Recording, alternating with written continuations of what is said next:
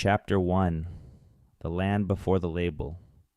Close your eyes for a moment and think about the word Canada. It sits in your mind as a fact, a country, a shape on a map, a flag with a red maple leaf, a confederation of provinces and territories that stretches from the Atlantic coast to the Pacific coast to the Arctic Ocean. The second largest nation on Earth by total area, home to roughly 40 million people, established legally and constitutionally on July 1st, 1867. 158 years ago. Now consider this. Modern humans have existed for roughly 300,000 years. The first people arrived on the land that would eventually be called Canada somewhere between 15,000 and 25,000 years ago, depending on which archaeological evidence you find most compelling. The name Canada was first written down by Europeans in 1534. The country legally called Canada came into existence in 1867.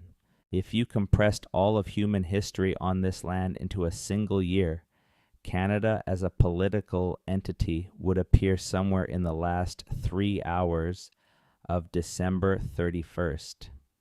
Everything else happened before that, and what happened before that is the subject of tonight's story. A story that spans thousands of generations. A story written not in books, but in bones and copper and stone and ice and soil and the memories of peoples whose ancestors walked this land when the glacier still covered half the continent. A story that most people who live in Canada today have never fully heard. We are going to hear it tonight. We are going to go slowly because this story deserves slowness. The pace of deep time is not fast. The pace of a civilization that has been accumulating knowledge for 10,000 years is not hurried.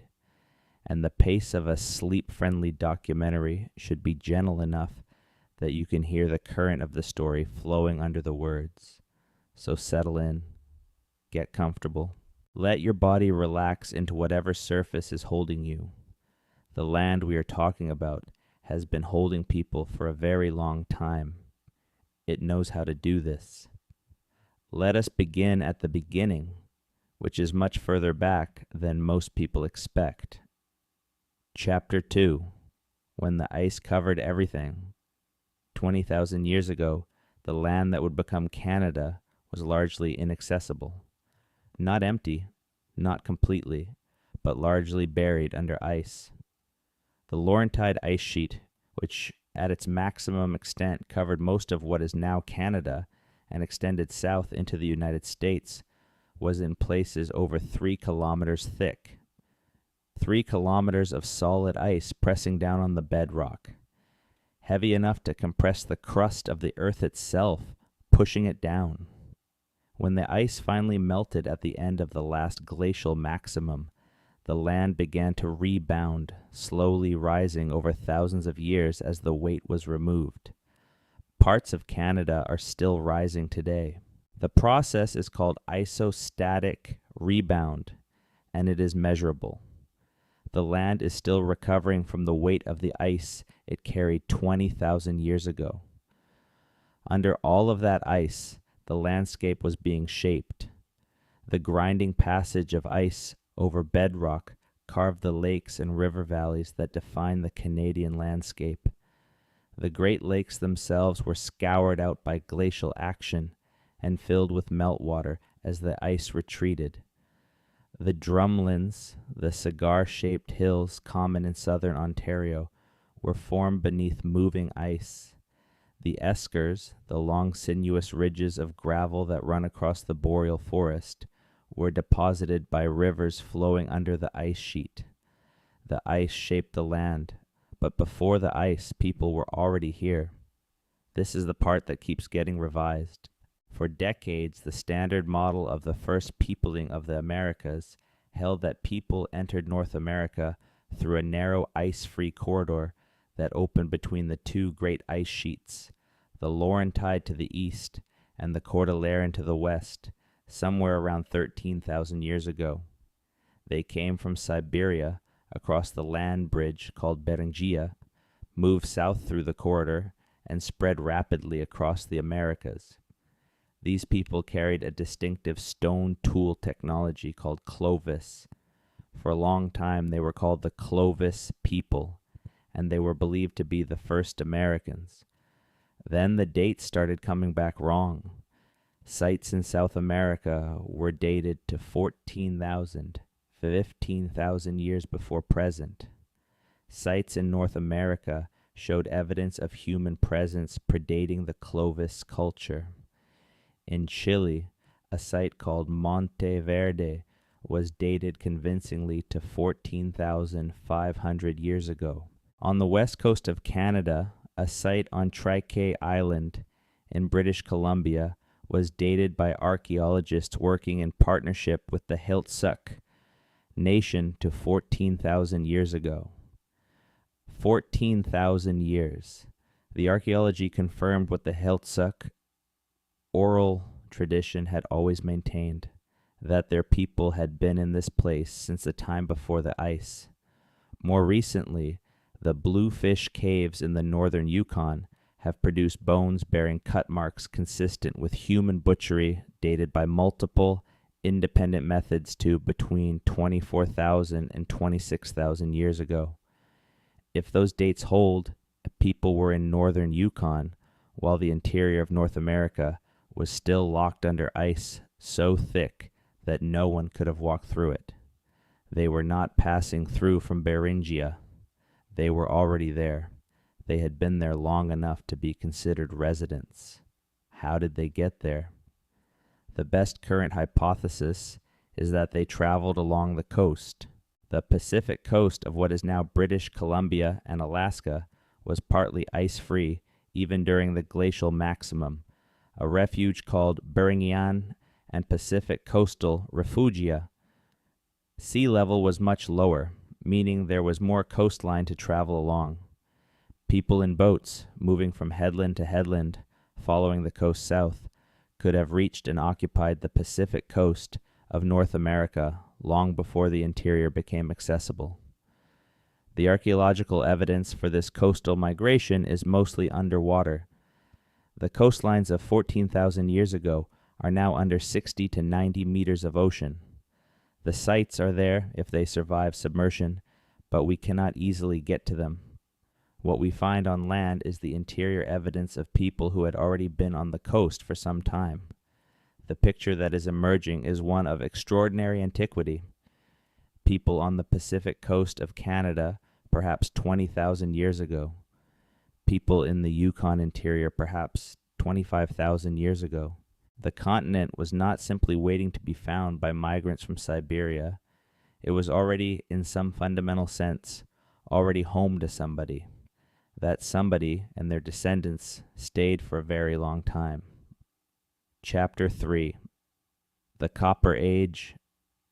Nobody talks about, ask most people in Canada, what they know about ancient copper technology, and they will likely mention the Bronze Age civilizations of the Mediterranean.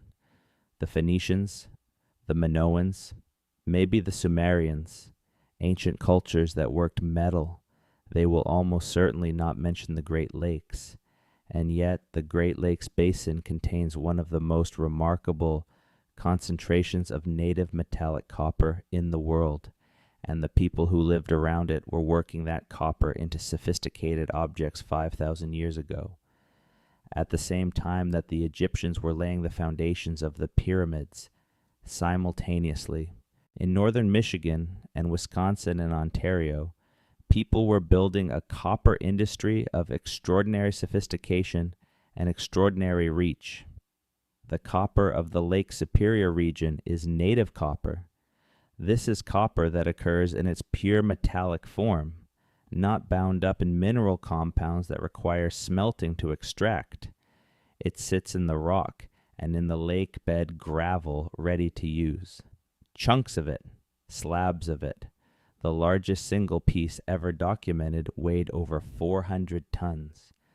Someone noticed this copper a very long time ago. The mining sites on Isle Royale, the large island in the middle of Lake Superior, have been dated to approximately 5,000 years before present. The pits dug into the bedrock to extract copper-bearing rock are still visible. Shallow circular depressions in the ancient Precambrian rock, smoothed by millennia of weather, still sitting on the island, still accessible to anyone willing to make the boat trip. The people who work this copper are called the Old Copper Complex by archaeologists, a somewhat flat name for a culture that was doing genuinely remarkable things. They worked the copper using a technique called cold hammering. Native copper, unlike most metals, can be shaped at room temperature by striking it repeatedly with a harder stone. The process requires knowing how to anneal the metal, heating it to a specific temperature to relieve the brittleness that builds up as the metal work hardens, and then resuming the hammering. Done correctly, this produces objects with hard, sharp edges comparable to bronze. The Old Copper Complex produced tools of exceptional quality: socketed axes, adzes, gouges, knives with edges that could hold their sharpness, fish hooks, harpoon points, but they also produced objects with no utilitarian purpose at all: ornaments, breastplates, headdress pieces, geometric beads, objects that were made because someone understood beauty and had the skill to create it, and they traded it all. This is the part that is genuinely astonishing when you first encounter it. The copper from Lake Superior has been found in archaeological sites from the Atlantic coast to the Gulf of Mexico to the Rocky Mountains. Not as raw material, as finished artifacts, objects that were made in the Lake Superior region and then traveled through a chain of exchange relationships across a continent. Geochemists can identify where copper came from by analyzing its trace element composition. Copper from different geological sources has different chemical fingerprints. The copper in a burial mound in Ohio can be tested and identified as Lake Superior copper. The copper ornament found at a coastal site in what is now Maine carries the same signature as the copper in the mining pits on Isle Royale. The trade network was real, it was continental, and it was operating for 3,000 years. Think about what it takes to sustain a continental trade network for 3,000 years. You need relationships between peoples separated by weeks of travel. You need languages, or shared trade languages, or trusted intermediaries. You need agreements about safe passage. You need mechanisms for establishing the value of what is being exchanged. You need, in short, a diplomatic and commercial infrastructure that connects communities across an area larger than modern Europe. That infrastructure was here. It was operating. It preceded by thousands of years any European presence on this continent. When archaeologists encountered this evidence in the 19th and early 20th centuries, some of them struggled to believe it. The cognitive framework of the time was not prepared to accept that indigenous people had been running a continental trade network 5,000 years ago. So theories arose. Suggestions that the copper came from natural geological processes.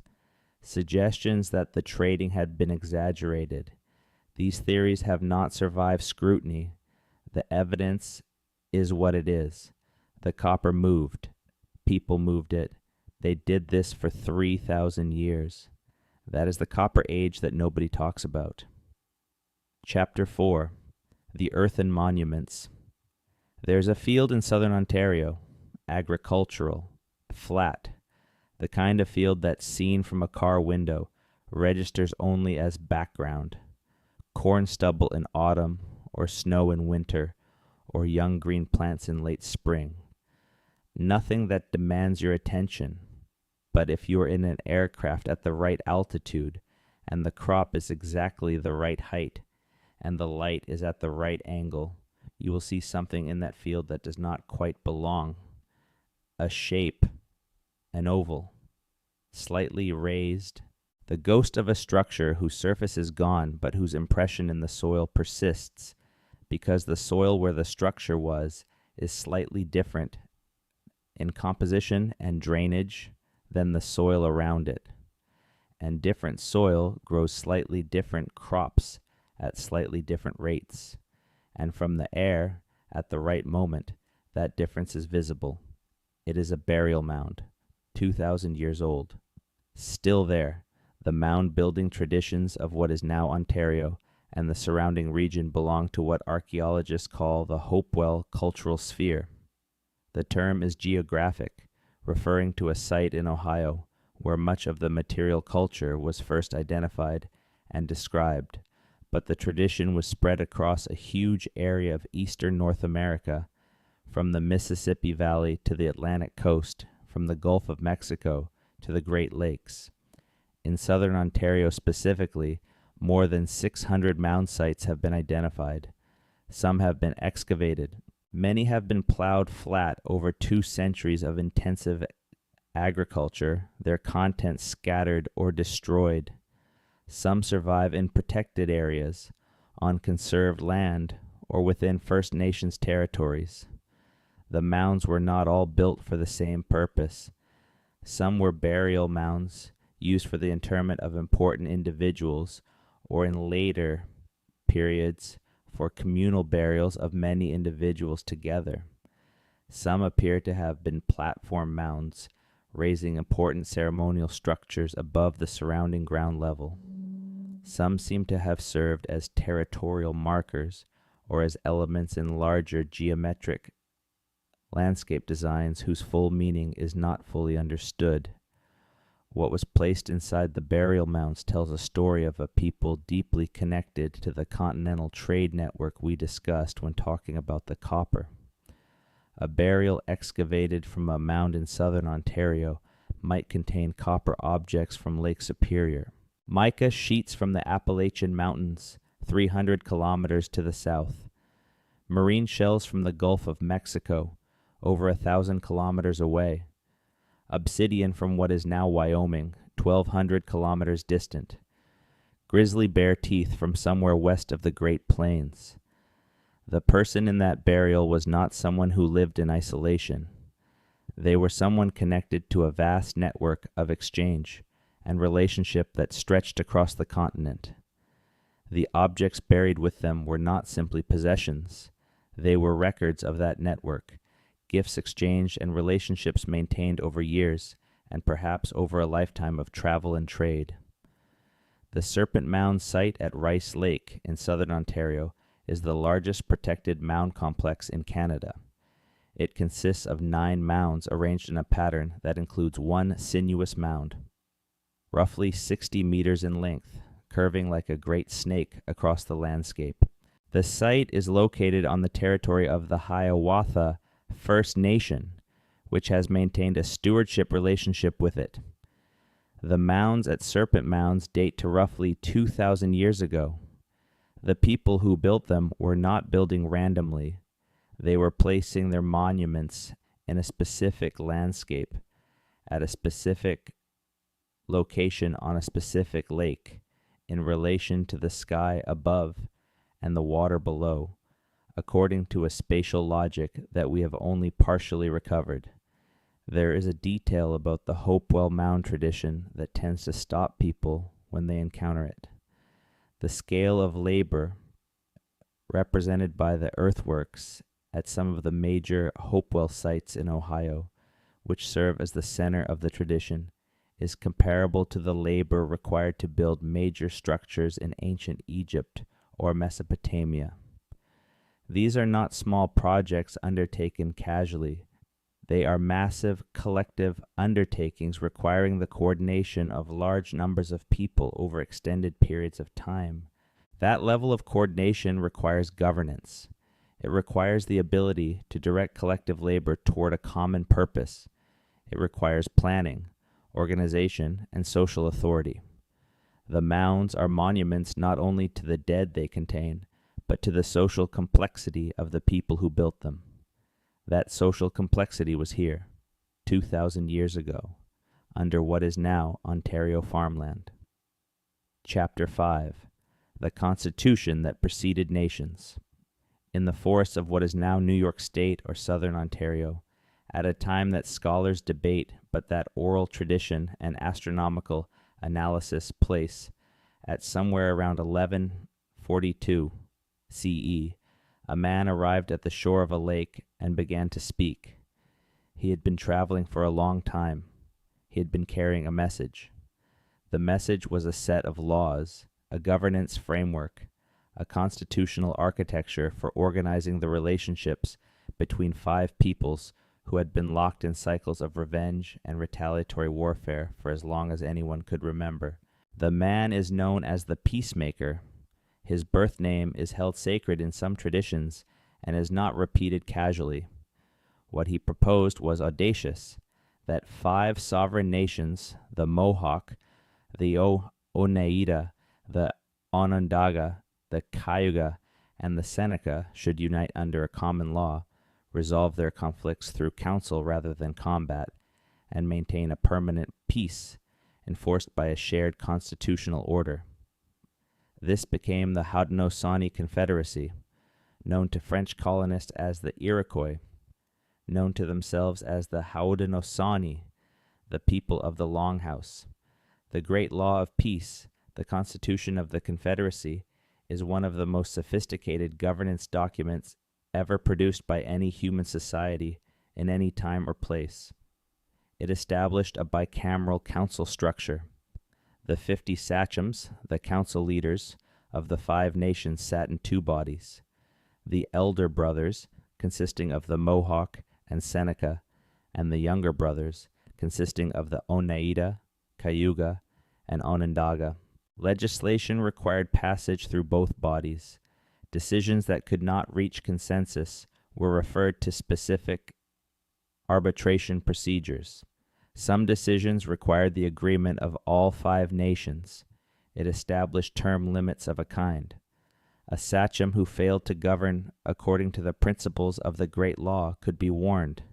If the warning went unheeded, he could be deposed, removed from office by the clan mothers who had appointed him in the first place. It established women's political authority formally and constitutionally. The clan mothers of each nation held the power to nominate sachems and to remove them. This was not an informal social norm that might be respected or ignored depending on the strength of any given woman's personality. It was a constitutional right, encoded in the Great Law, enforced by the structure of the Confederacy itself.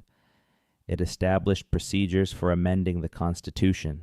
The Great Law was not a static document, but a living framework that could be revised through deliberate process. The mechanism required substantial consensus across the member nations, making casual or hasty revision difficult, while preserving the possibility of principled change. The Great Law was encoded in wampum belts, not written down in the European sense, but recorded in the arrangements of purple and white shell beads woven into geometric patterns that served as mnemonic devices and formal records. The reading of wampum at council was a formal skill, maintained by trained specialists. When the relevant belts were brought out and read, the Great Law was present in the council in a way that was equivalent to the reading of a written document. The Confederacy functioned. For centuries before European contact, it resolved conflicts between member nations that might otherwise have produced decades of destructive warfare. It maintained a stable political order across a large territory. It produced a diplomatic culture sophisticated enough to negotiate, as an equal, with the most powerful European colonial powers of the 17th and 18th centuries. And then came the connection that remains somewhat contested among historians, but that has enough evidence to take seriously. When European colonists in North America began thinking about how to organize themselves politically, they had, in some cases, direct exposure to the Haudenosaunee Confederacy's governance model. Benjamin Franklin attended the Albany Congress in 1754 at which Haudenosaunee leaders participated, and at which the structure of the Confederacy was presented in some detail. Franklin was not a naive man. He recognized a functioning constitutional structure when he saw one. He wrote and spoke about the Confederacy's governance model in ways that clearly show he found it instructive. The United States Congress, in 1988, passed a concurrent resolution acknowledging that the Iroquois Confederacy's democratic principles had influenced the development of the United States Constitution. That is, the Congress of the United States formally acknowledging, on the record, that the governance structure developed in the forests of pre-contact North America contributed to the founding documents of American democracy.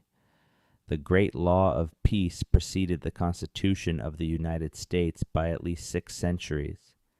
The democracy that the world's largest constitutional republic built its identity around was shaped, in part, by the political philosophy of a people who had been governing themselves by consensus and constitutional law in this land before any European ship had crossed the Atlantic. Chapter 6. The City in Georgian Bay. You are standing at the edge of a clearing in what is now southern Ontario. The year is approximately 1615. Before you is a town. Not a village, a town. The palisade surrounding it is 3 rows deep, rows of sharpened stakes driven into the earth and angled outward to make it difficult to climb. The palisade is perhaps 5 meters high. Inside it, you can see the tops of longhouses. Large structures, the biggest ones 40, 50, 60 meters in length. If you are Samuel de Champlain, which you are looking at Cayage, the largest town in the Wendat Confederacy, which the French will call Huronia. You will write in your journal that it contains 200 longhouses. 200 longhouses. At the standard estimate of 20 to 30 people per longhouse, that is a town of 4,000 to 6,000 people. Champlain is looking at a city, not a settlement, not a village. A city larger by population than any French colonial establishment in North America at the time. The Wendat Confederacy occupied the peninsula between Lake Simcoe and Georgian Bay in what is now Ontario. It consisted of 4 and eventually 5 member nations. Its total population at its peak has been estimated at between 20,000 and 40,000 people. They were farmers, traders, and diplomats of remarkable sophistication. Their agriculture was intensive and productive. The Three Sisters system, in which corn, beans, and squash are cultivated together in a polyculture that provides mutual support and nutritional complementarity, had been developed over centuries of careful observation and refinement. Corn provides the stalk for beans to climb. Beans fix nitrogen into the soil. Squash shades the ground with its broad leaves, retaining moisture and suppressing competing plants. The system is more productive per unit of labor than any of the 3 crops grown separately, and it improves rather than depletes soil fertility over time. The Wendat grew surplus, enough to store through winter, enough to trade. Their position in the geography of the Great Lakes made them natural middlemen in the continental trade network. Corn from Wendat fields traveled north to Algonquin and Anishinaabe peoples who could not grow it at their latitudes. Furs, fish, and other goods traveled south. Wampum came up from the Atlantic coast. Copper came from Lake Superior. The Wendat handled all of it. Their diplomatic skills matched their trading acumen. Maintaining relationships with dozens of different peoples, some of them traditional rivals, across hundreds of kilometers, required a sophistication in negotiation and relationship management that deserves to be called diplomatic. The sachems and war chiefs who conducted Wendat foreign policy were not amateurs. They were skilled political operators working in a complex multilateral environment.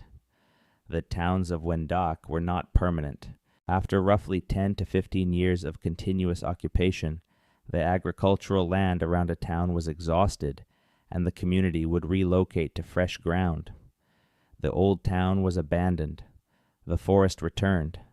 This practice of deliberate relocation was not a sign of instability or inability to plan for the long term. It was a rational response to the limits of soil fertility under intensive cultivation without chemical inputs. The Wendat understood that their agricultural productivity depended on fresh soil, and they managed their use of the land accordingly. When Champlain arrived, Wendac was at a high point of population and political coherence. Within 30 years, it was gone. The catastrophe came from two directions simultaneously. Epidemic diseases, especially smallpox, had been moving through Wendat territory for years before Champlain arrived, and continued in waves afterward.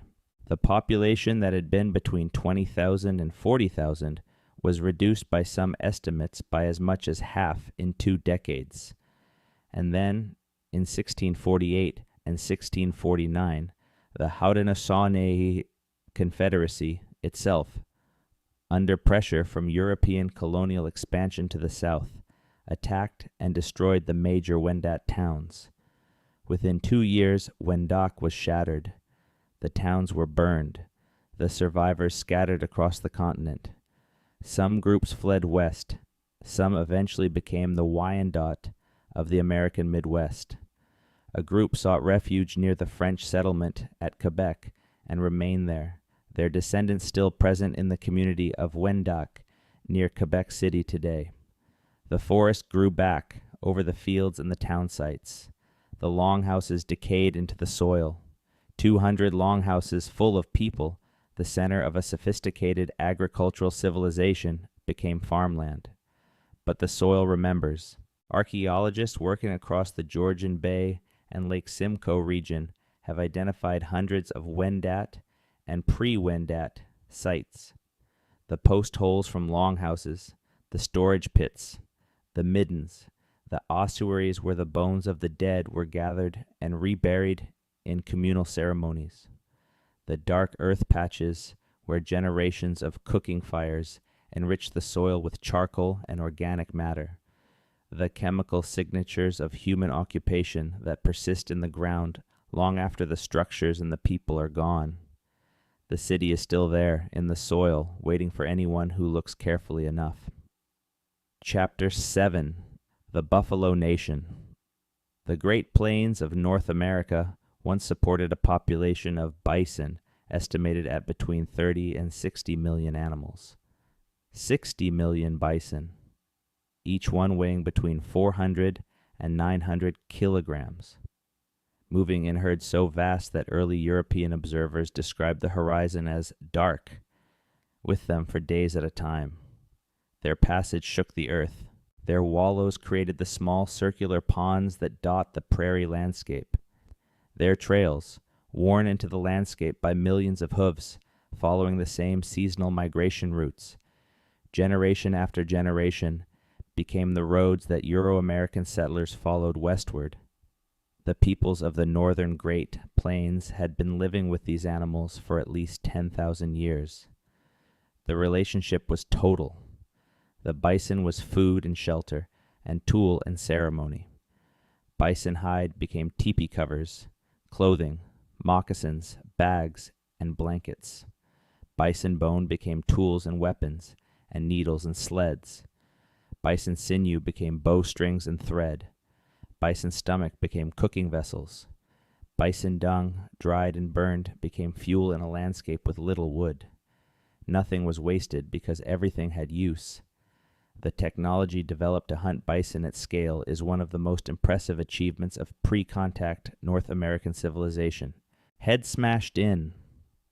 Buffalo Jump, in what is now southwestern Alberta, is a UNESCO World Heritage Site. Its Blackfoot name is Estepa Skikikini Coates. The name refers to a story about a young man who stood at the base of the cliff to watch a hunt and was buried under the falling bodies of the animals. Whether the story is strictly historical or pedagogical does not change what the site contains.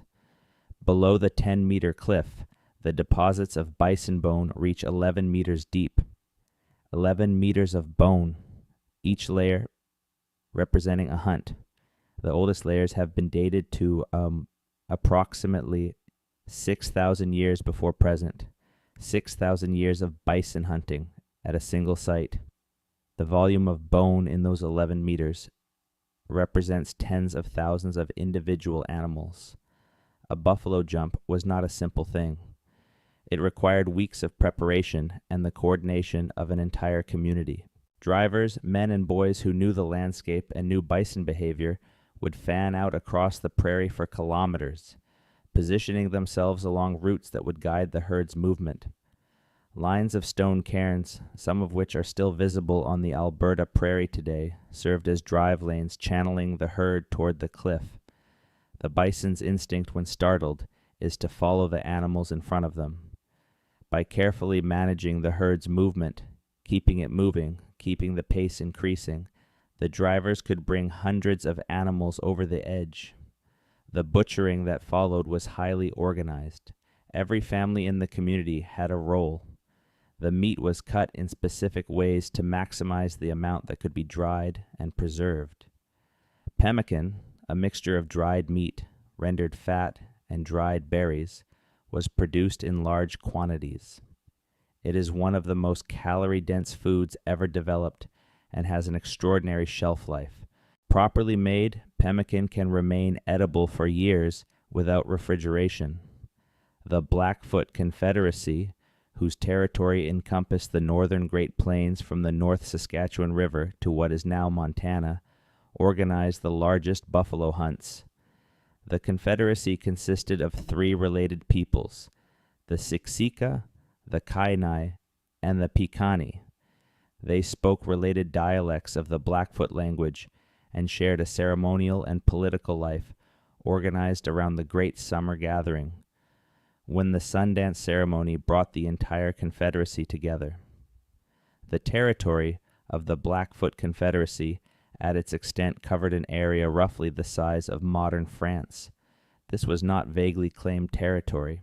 It was known, managed, and defended. The Blackfoot knew their land intimately, in the way that comes only from generations of continuous occupation. They knew the migration patterns of the bison. They knew the seasonal availability of water sources. They knew where shelter was available in specific kinds of weather. They knew the medicinal plants and where to find them. They knew the stories attached to every prominent landscape feature. This knowledge was not written down. It was carried in the minds of people who learned it from the people who learned it from the people who had been learning it for 100 generations. It was worth more than any library. Chapter 8. The civilization that needed no farms on the coast of British Columbia. Something happened that should not, according to most archaeological theories, have been possible. A complex stratified society developed without agriculture. Everywhere else in the world, the markers of social complexity, hereditary status, occupational specialization, monumental architecture, long-distance trade, and elaborate ceremonialism appear in the archaeological record in association with agriculture. The logic seemed clear. You need food surplus to free up the labor that builds the temples and organizes the ceremonies. You get food surplus from farming. Therefore, complexity requires farming. The peoples of the Pacific Northwest coast disagreed with this theory by simply not following it. What they had instead of agriculture was salmon. Pacific salmon returned to the rivers of their birth in enormous numbers at predictable times of year. The runs can be calculated in advance with considerable accuracy, and with the right technology, more salmon can be harvested in a few weeks than a large community could consume in a year. The surplus, dried and smoked stores well. The technology to harvest and preserve at this scale takes time to develop, but the peoples of the northwest coast had thousands of years to develop it. Weirs blocking rivers at narrow points, forcing salmon into basket traps. Dip nets worked from platforms built over the water. Gaff, hooks, tidal fish traps, walls of stone built at low tide to catch fish that swim in on the flood and cannot escape when the water drops. Every method refined over generations of careful observation of salmon behavior and river dynamics. On this foundation of ecological abundance, the Northwest Coast peoples built something extraordinary. The plank houses were architectural achievements, massive frames of cedar timber, notched and fitted without metal fasteners, covered with split cedar planks. Some houses were 30 meters long and 12 meters wide, housing multiple family units within a single structure, organized by rank and lineage. The construction required sophisticated knowledge of structural engineering, joinery, and the properties of cedar under different conditions of moisture and load. The carving tradition was equally sophisticated. The monumental cedar poles that stand outside the houses and at grave sites are not decorative ornaments. They are encoded documents. The Northwest Coast visual system uses a precise vocabulary of formal elements, ovoids, U-forms, split representations, form lines. Every element carries meaning. The orientation of a fin, the form of a joint, the position of an eye within a face are all meaningful within a visual language that is as precise as any written script, readable by the initiated and deliberately opaque to those who have not been trained to read it. The poles record genealogy. They record history. They record obligations and relationships between lineages. They record the identities of spiritual beings and their relationships to the human families that claim connection to them. A person who could read the visual language of a pole could learn from it things that no outsider could extract. The potlatch ceremony was the economic engine of this civilization. A potlatch host would accumulate wealth over years or decades, calling in obligations and building reserves, and then invite neighboring peoples to a ceremony lasting days, at which the accumulated wealth would be distributed to guests according to their rank. The host family's status was demonstrated not by what they kept, but by what they gave away. This is an economic logic that runs directly counter to the logic of accumulation that most of us were raised with. In the potlatch economy, wealth functions primarily as a social bond, a form of investment in relationships rather than in things. The person who gives the most is the most prestigious. The person who hoards is diminished. This system maintains social cohesion across groups that might otherwise have been rivals, by creating webs of obligation and reciprocity that made cooperation more profitable than conflict. The Canadian and American governments banned the potlatch in 1885.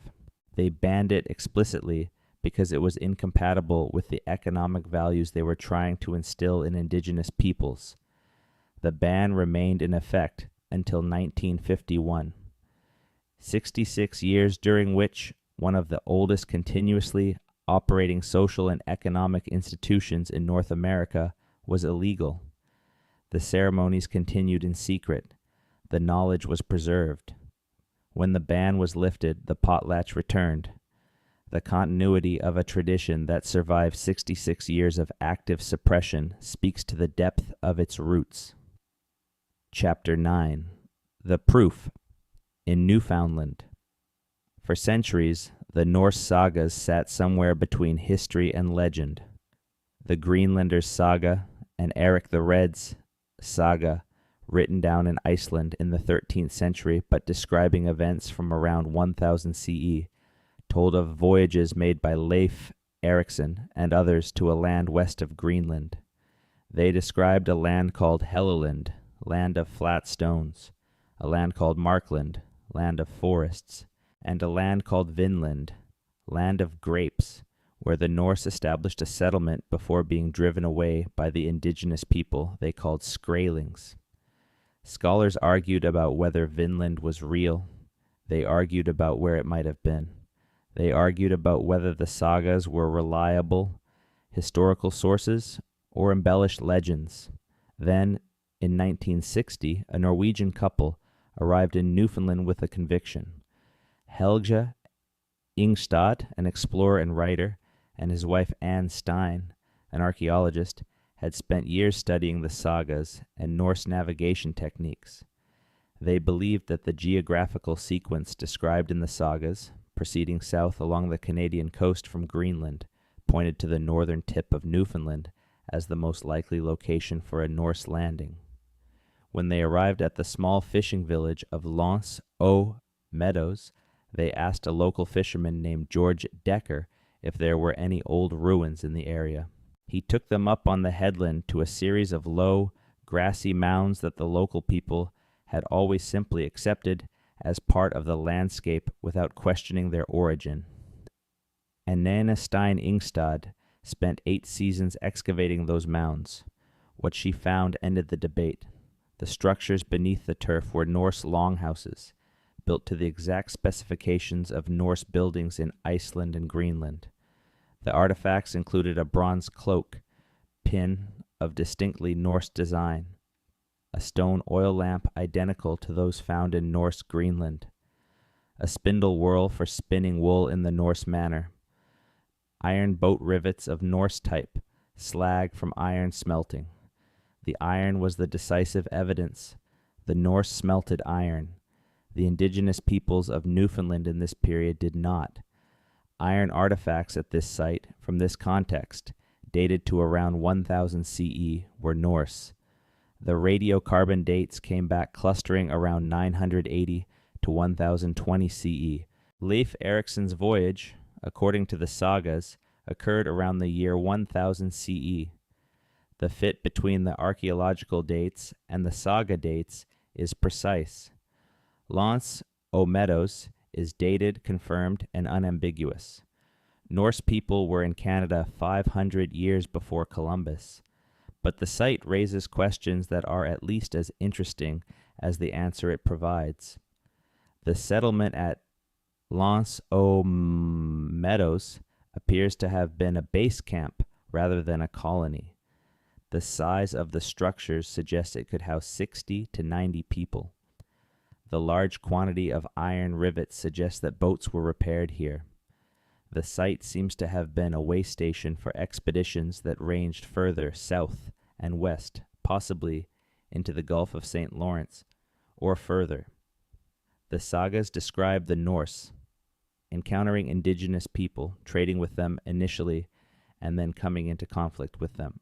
The Skraelings, as the Norse called them, were more numerous and in the end more committed to the defense of their territory. The Norse expeditions to Vinland were discontinued. The sagas record that it was not worth the danger.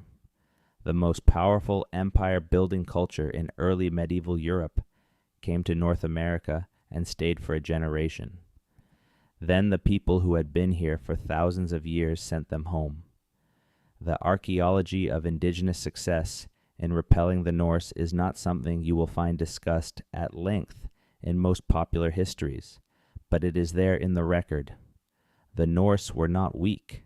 They were accomplished warriors and navigators, and they couldn't hold their ground against people who understood the land they were defending in ways the Norse could never match. Chapter 10: The Frozen Archive. In the mountains of the southern Yukon, there are places where the snow does not melt, not in summer, not even in the warmest summers.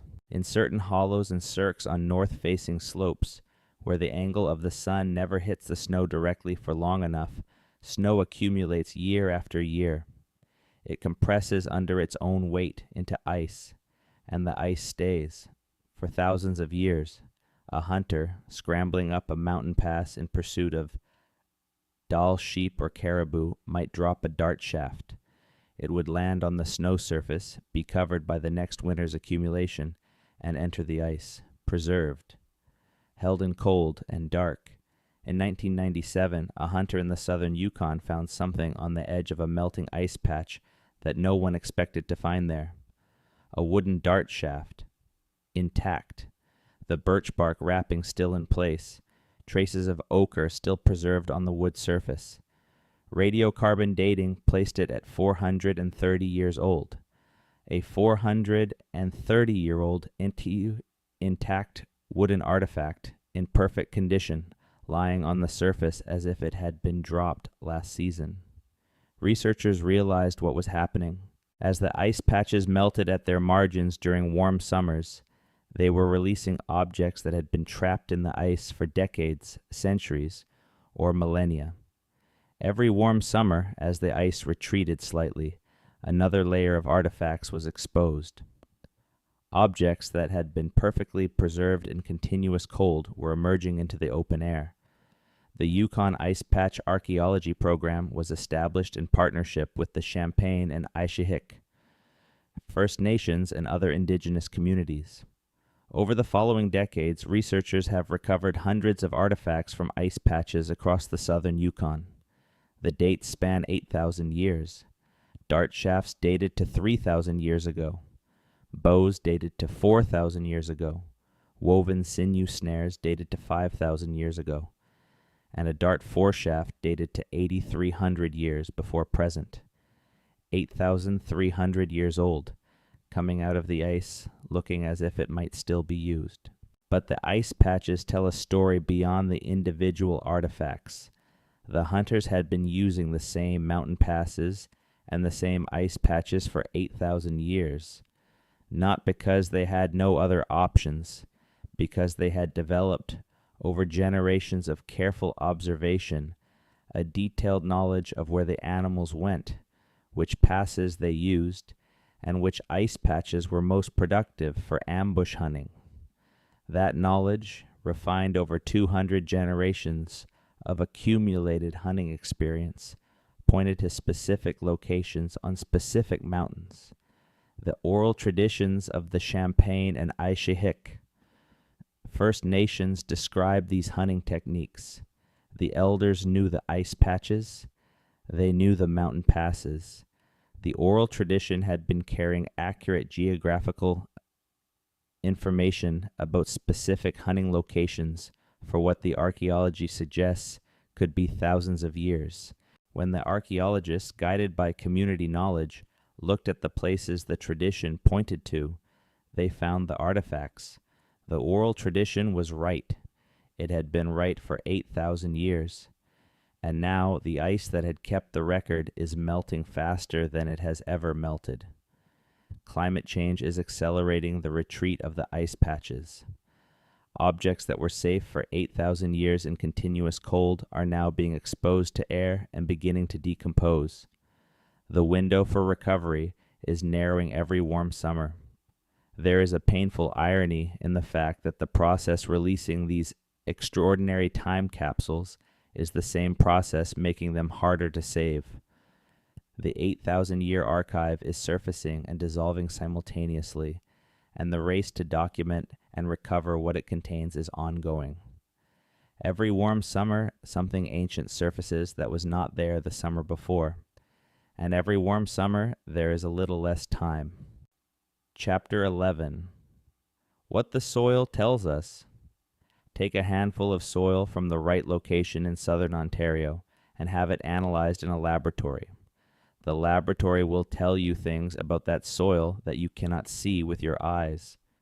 The chemical composition, the ratio of organic to mineral content, the presence of specific compounds associated with burning, with decomposition of organic material, with cooking.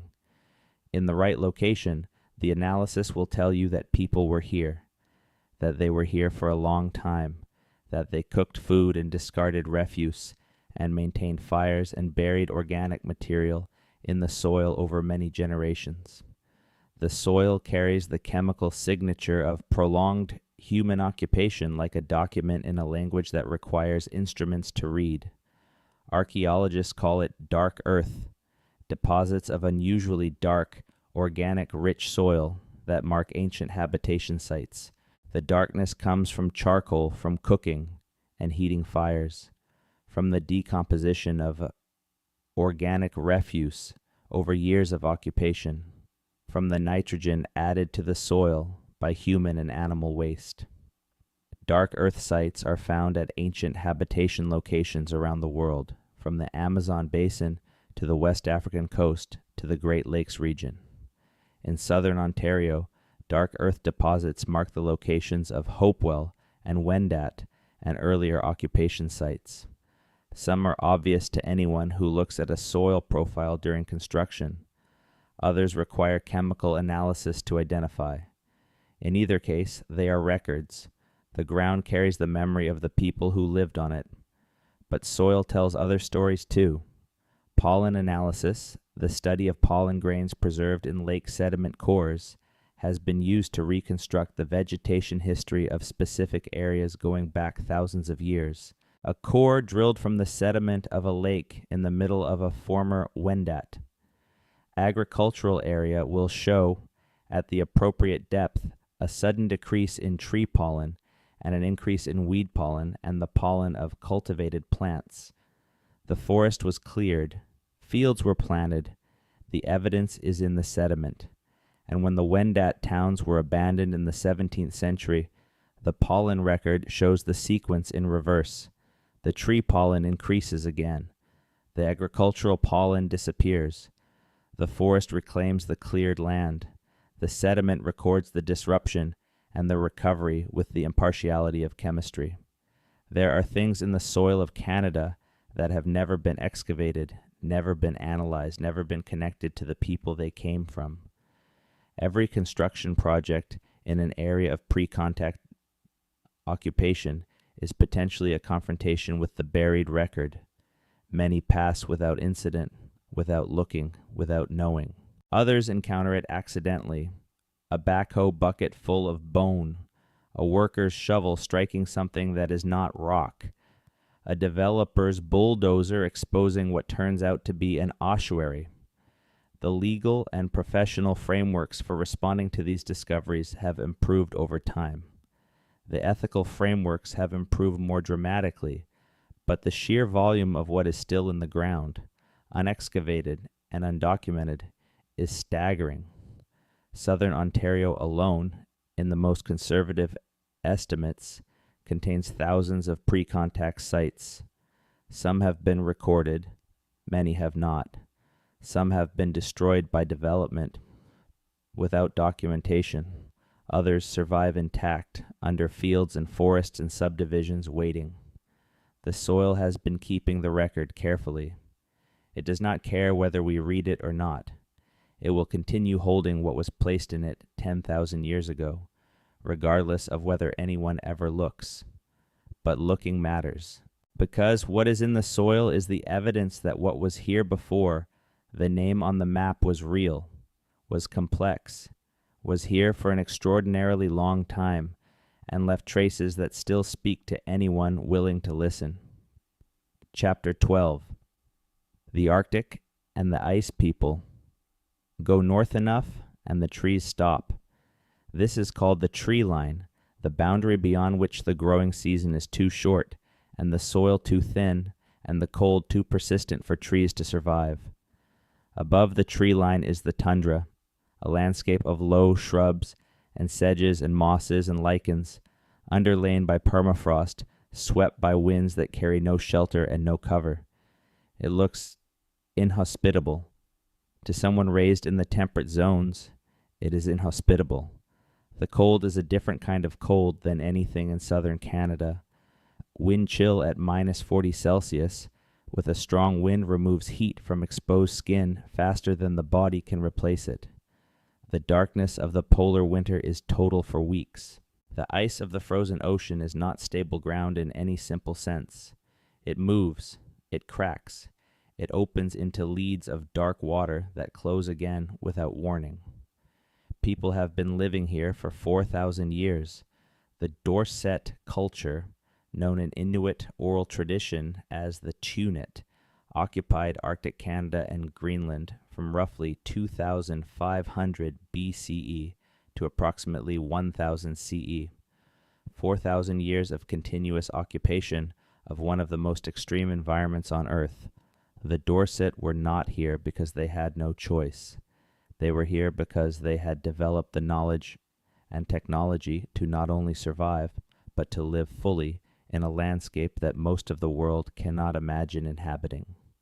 The Dorset made art that is unlike anything else in the Americas. Small carvings in walrus, ivory and bone, human faces, animals, and above all, transformation figures.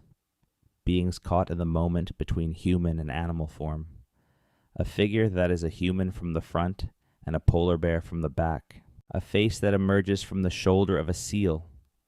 Beings that are both and neither. These are not naive artworks. They are expressions of a worldview in which the boundary between human and animal is not fixed, in which the spirit that animates a polar bear and the spirit that animates a hunter are related and can exchange. This is a coherent philosophical position about the nature of consciousness and its relationship to physical form. It is expressed in tiny carvings, some of them small enough to fit in a closed fist, with a precision and a skill that required years of practice to achieve. When the Thule people moved east from Alaska around 1000 CE, the Dorset gave way to them. The mechanism of that transition is not clear. There may have been violence. There may have been absorption. There may have been displacement into areas the Thule had not yet reached. The sagas describe the Tunit as giants, enormously strong but easily frightened. Inuit oral tradition describes encounters with the Tunit as relatively recent historical memories. Whatever happened, the Dorset disappeared as a distinct culture. The Thule brought a technological revolution. The dog sled, the bow and arrow, the toggle-headed harpoon whose point locks into the wound and cannot be pulled free, making it possible to hold large marine mammals through the water and ice. Large open boats, umiaks, covered in walrus or bearded seal hide, capable of carrying families and goods across open water. And the kayak. The kayak is often discussed as a clever little boat. It is much more than that. It is a precision instrument engineered for a specific set of conditions: cold Arctic waters, rough seas, the need to approach marine mammals within harpooning distance without alarming them, the need to recover from capsizing in water cold enough to cause incapacitation within minutes. The traditional kayak was custom fitted to its owner's body, built from materials available in the Arctic, repairable in the field, and capable of speeds and maneuverability that modern recreational kayakers find difficult to match. The Inuit knowledge of ice is encyclopedic in the literal sense. Inuktitut contains dozens of words for different conditions of sea ice, each encoding specific information about its age, thickness, surface texture, stability, and suitability for travel.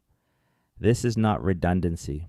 Each term describes a meaningfully different set of conditions with different implications for the safety of a person traveling or hunting on the ice.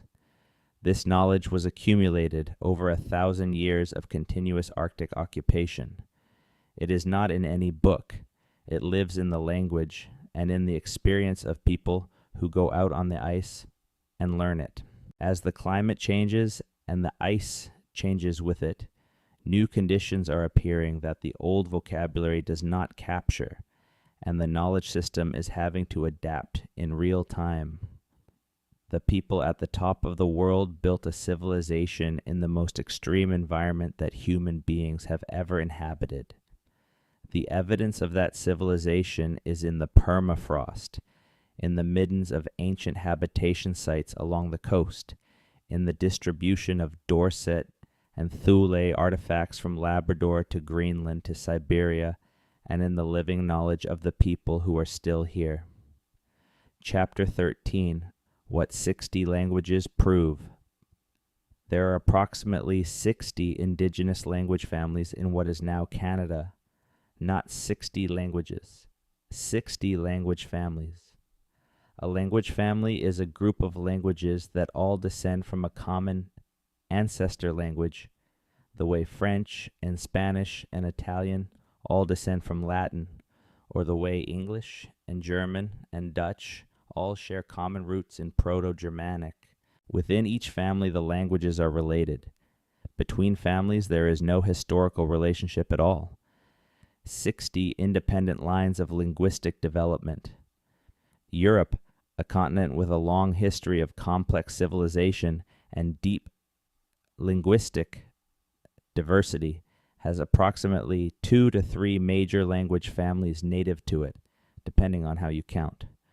The linguistic diversity of what is now Canada is incomparably greater. This is evidence of time. Linguistic divergence is not fast. Languages do not split into mutually unintelligible families in a century or two. The process requires thousands of years of geographical separation, during which the descendant communities develop independently until the languages have drifted so far apart that the common origin is no longer recoverable through ordinary observation. The degree of linguistic diversity among indigenous North American languages is consistent with human presence on this continent, going back to the deepest archaeological estimates. Each of those 60 language families is also a knowledge archive. Every language encodes the world in ways specific to its vocabulary and grammar. The knowledge of specific ecosystems embedded in a language's botanical vocabulary. The social relationships encoded in the grammatical distinctions between how you address different categories of people. The cosmological frameworks encoded in the metaphors that structure ordinary speech. When a language dies, that archive is damaged, sometimes irreparably. The Beothuk were the original people of Newfoundland. Their language belonged to a family with no known relatives among any other language in the world. It was a genetic isolate, alone in its family. The knowledge it encoded about the island of Newfoundland, about the salmon rivers, and the caribou migrations, and the coastal birds, and the weather patterns that the Beothuk had been studying for at least 9,000 years, lived in that language. The last known fluent speaker of Beothuk was a woman named Shanaudithit. She died in 1829 in St. John's, Newfoundland, of tuberculosis at approximately 29 years of age.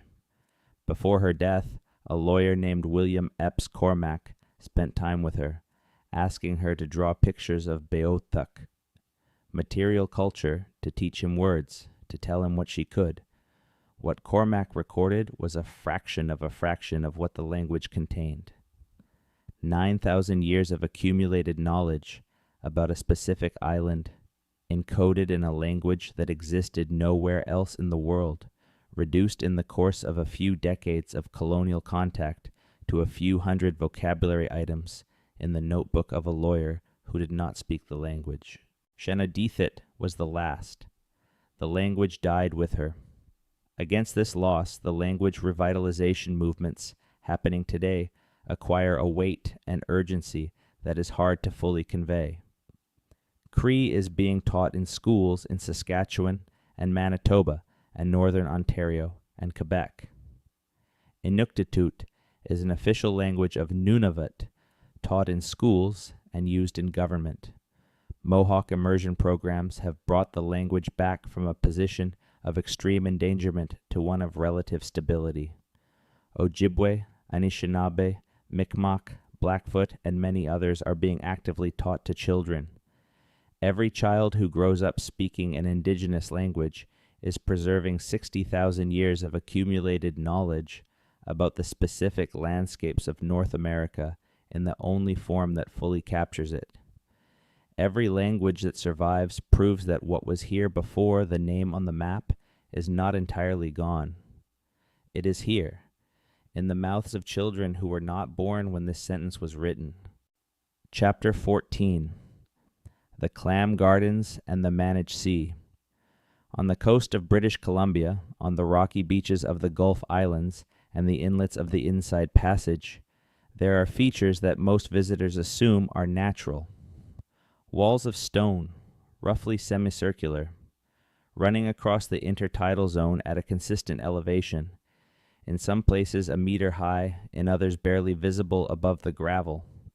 They are not natural. They are engineered. They are clam gardens, and they represent one of the most sophisticated and least known forms of resource management in the pre-contact history of North America.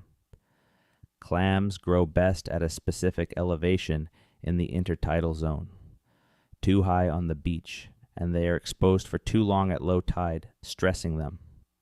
Too low, and they compete for space in a narrower band of suitable habitat. The optimal zone for clam growth is a relatively narrow band of beach elevation. On a natural beach, this optimal zone may be small, because the slope of the beach moves the elevation gradient quickly through the optimal range.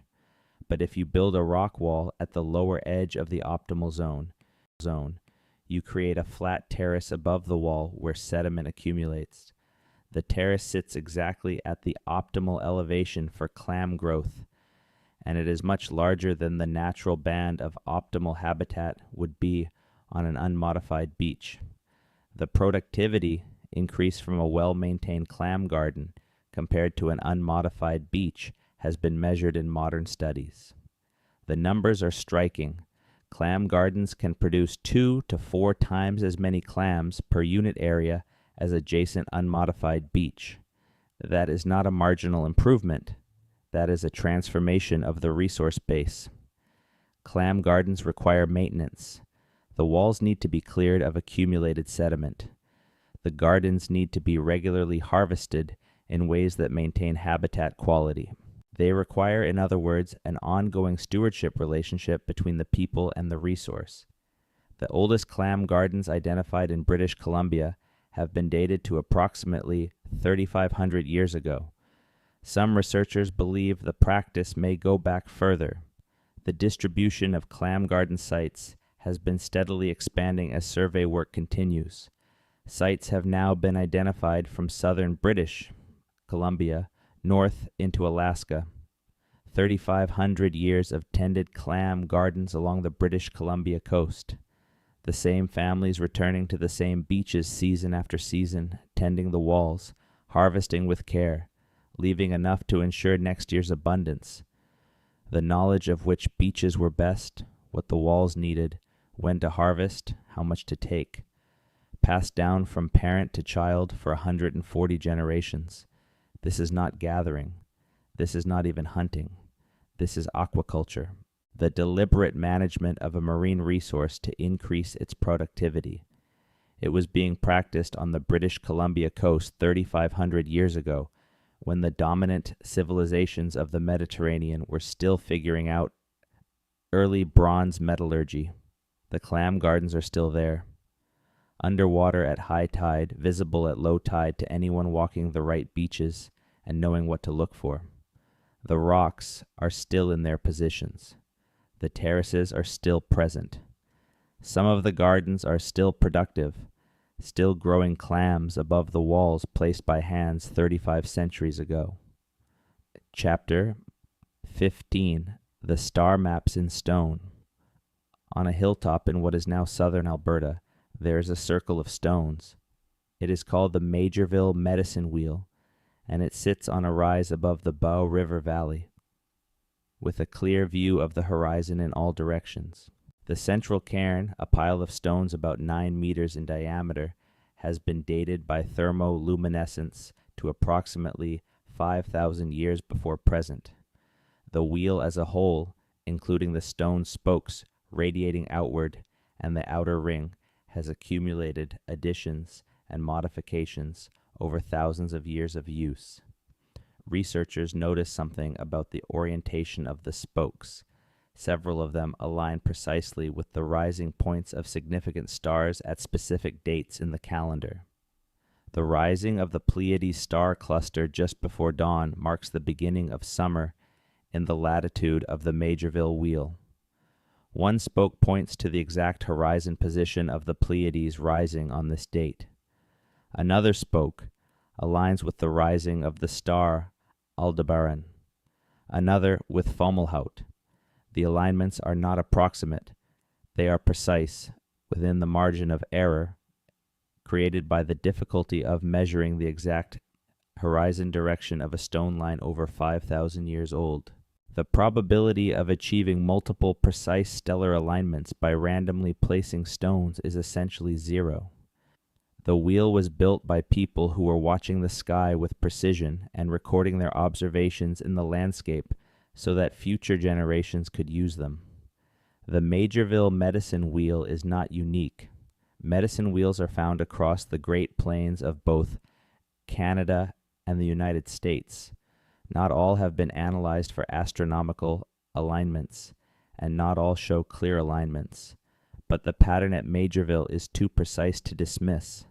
Someone, 5,000 years ago, stood on this hill and watched the stars rise and set over the horizon with enough precision to build an observatory that still works. On the morning of the summer solstice, the sun rises in alignment with the central cairn as seen from the outer ring. The sky has not changed significantly in the positions of its stars over 5,000 years, and the alignments established by the builders of the Majorville wheel are still accurate today. The astronomical knowledge required to build this correctly was not trivial. It required years of systematic observation to identify the rising and setting points of specific stars with enough precision to use them as calendar markers. It required understanding the relationship between the stellar calendar and the seasonal cycle of plants and animals. It required the social will to organize a major construction project at a specific hilltop location, and the vision to understand why that location mattered. Across what is now Canada, dozens of rock art sites have been analyzed for possible astronomical content. Some show configurations of dots that researchers have argued correspond to specific star patterns. Some petroglyph sites appear to be aligned with solar or stellar events. The evidence for astronomical intention in rock art is more contested than the evidence at medicine wheels, and it requires caution.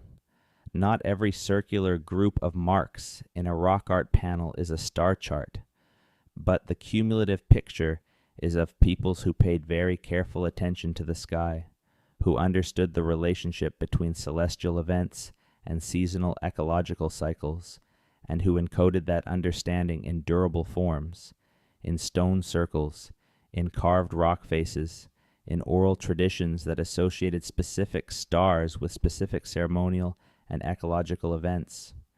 The sky was the calendar was the land was the people.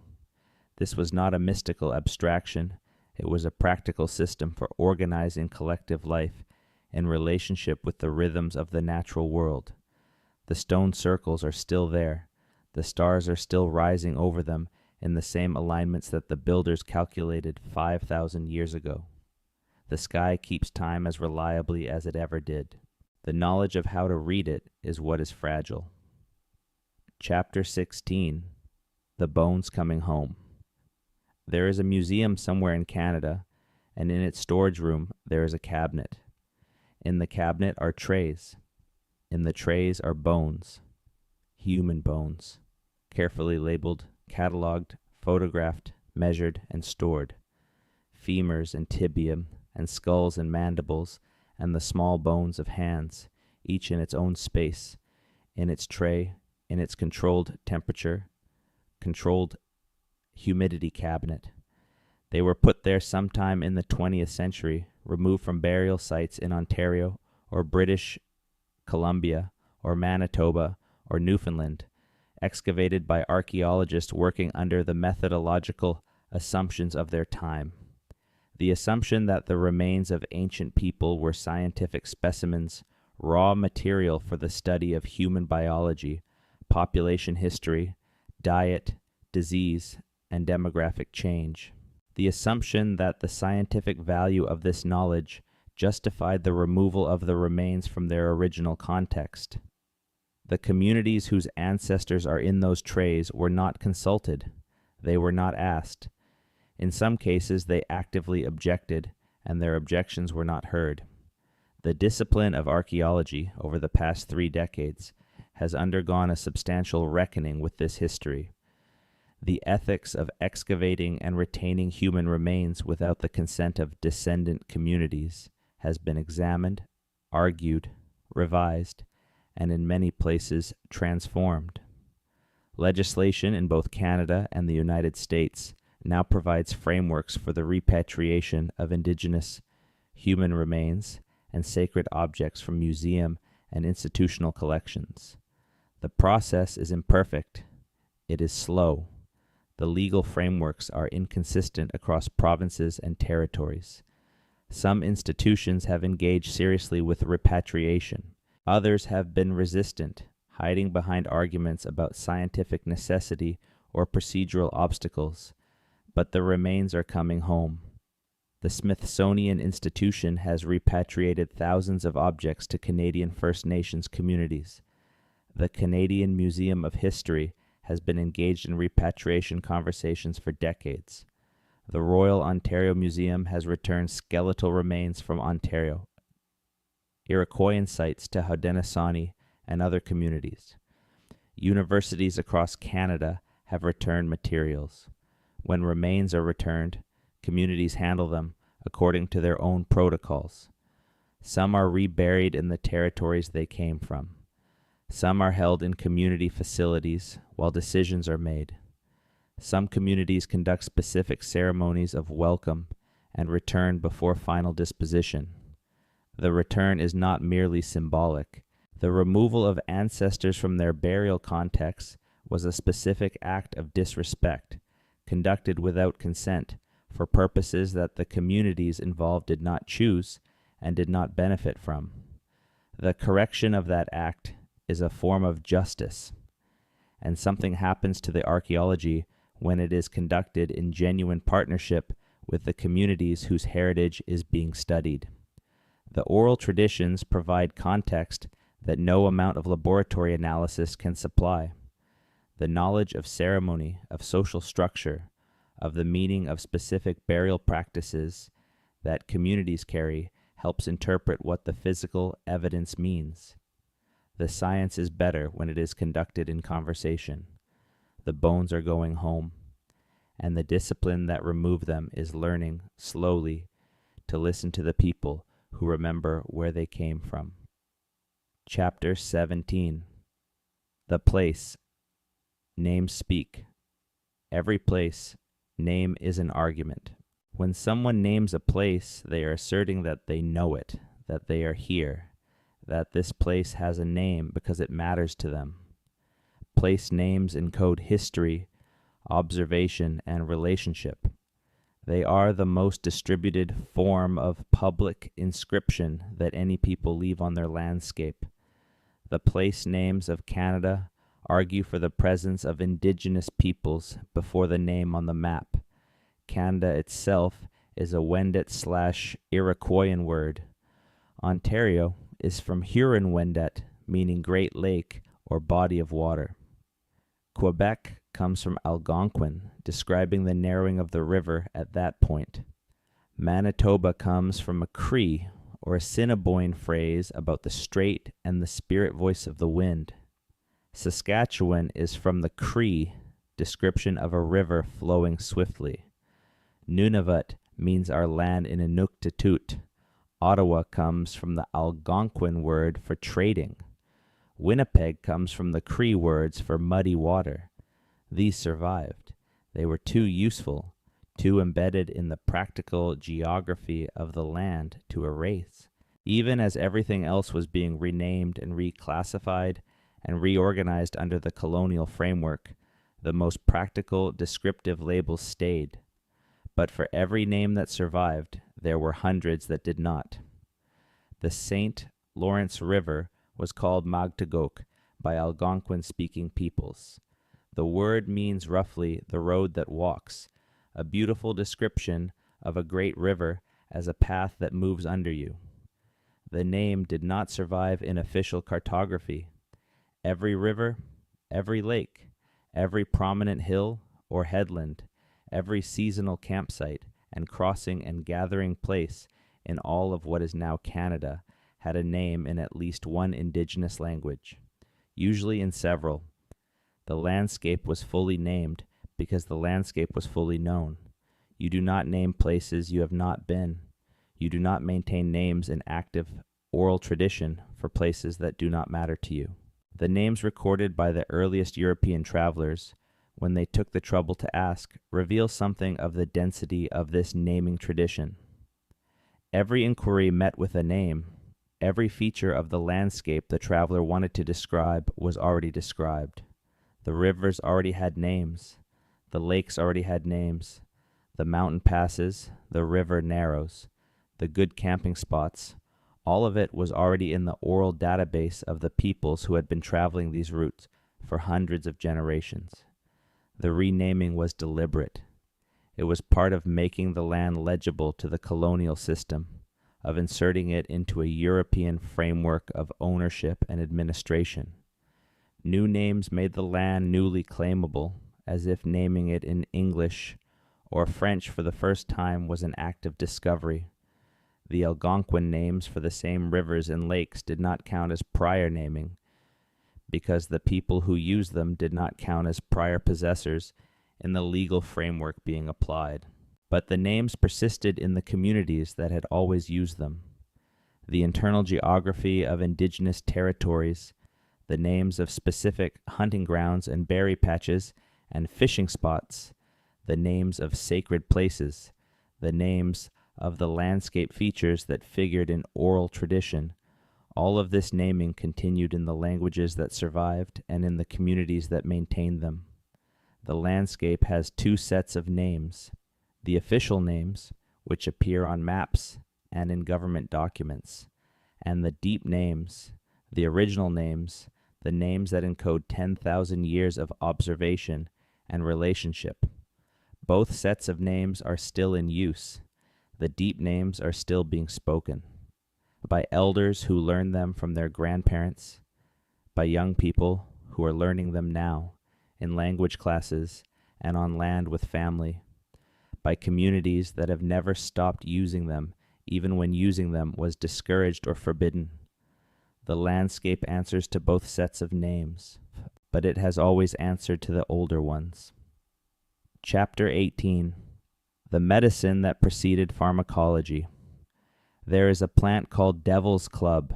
It grows in the understory of the coastal temperate rainforest of British Columbia and southeastern Alaska.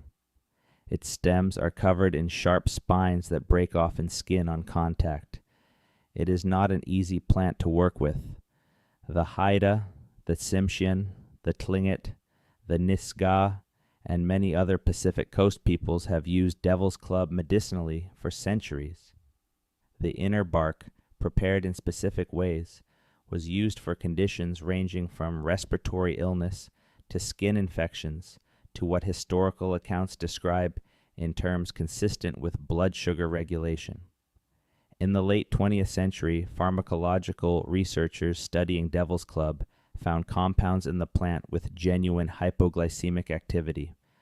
The plant contains chemical constituents that affect blood glucose levels in ways consistent with the traditional descriptions of its use. The researchers did not discover Devil's Club's medicinal properties. The coastal peoples had known those properties for centuries. The researchers confirmed with laboratory instruments what careful observation and long experience had established long before. This pattern repeats throughout the pharmacological history of North America. Approximately 25% of pharmaceutical drugs currently approved for use in Canada and the United States were developed from compounds originally identified in plants used medicinally by Indigenous peoples.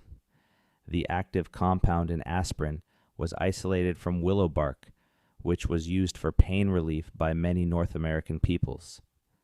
Quinine, the antimalarial drug, came from cinchona bark, known to Andean peoples.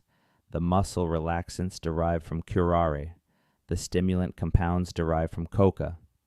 Cancer drugs from Pacific yew, a tree whose properties were known to Northwest Coast peoples. The pharmacological knowledge of the peoples of what is now Canada was not guesswork.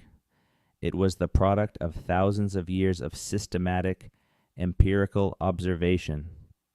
Healers watched what happened when specific plants were administered in specific ways to specific kinds of patients. They compared outcomes, they identified effective preparations and abandoned ineffective ones. They transmitted what they learned through structured teaching relationships to the next generation of practitioners. This is the scientific method.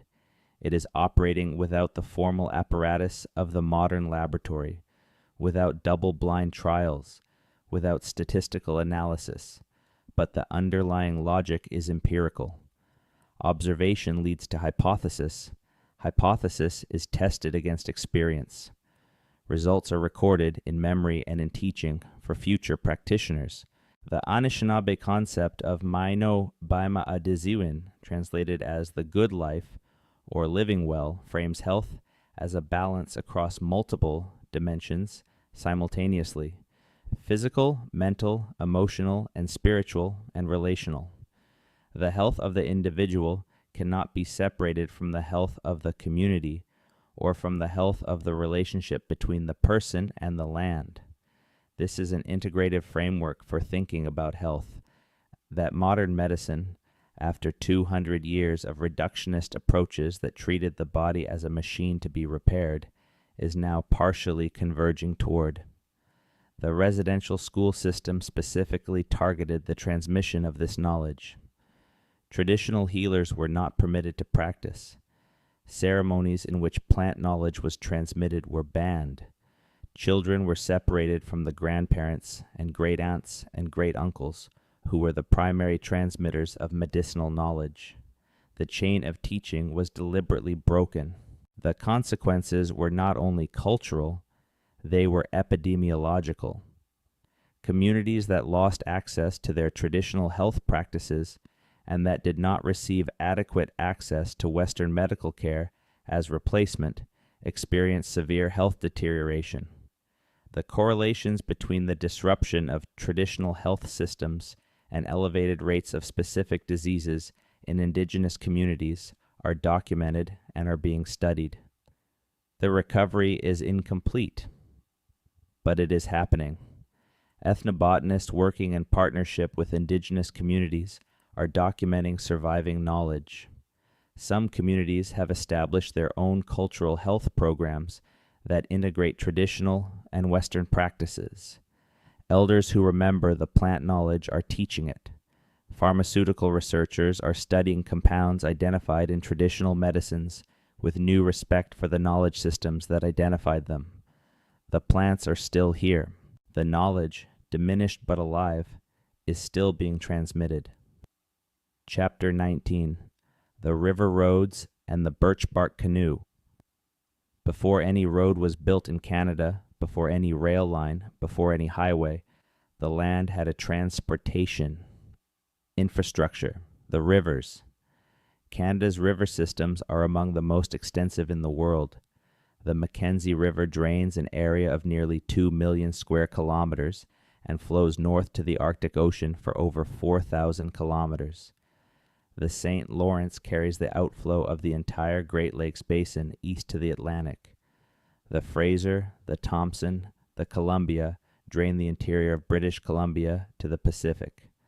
The Saskatchewan, the Assiniboine, the Red drain the prairies to Hudson Bay via the Nelson River.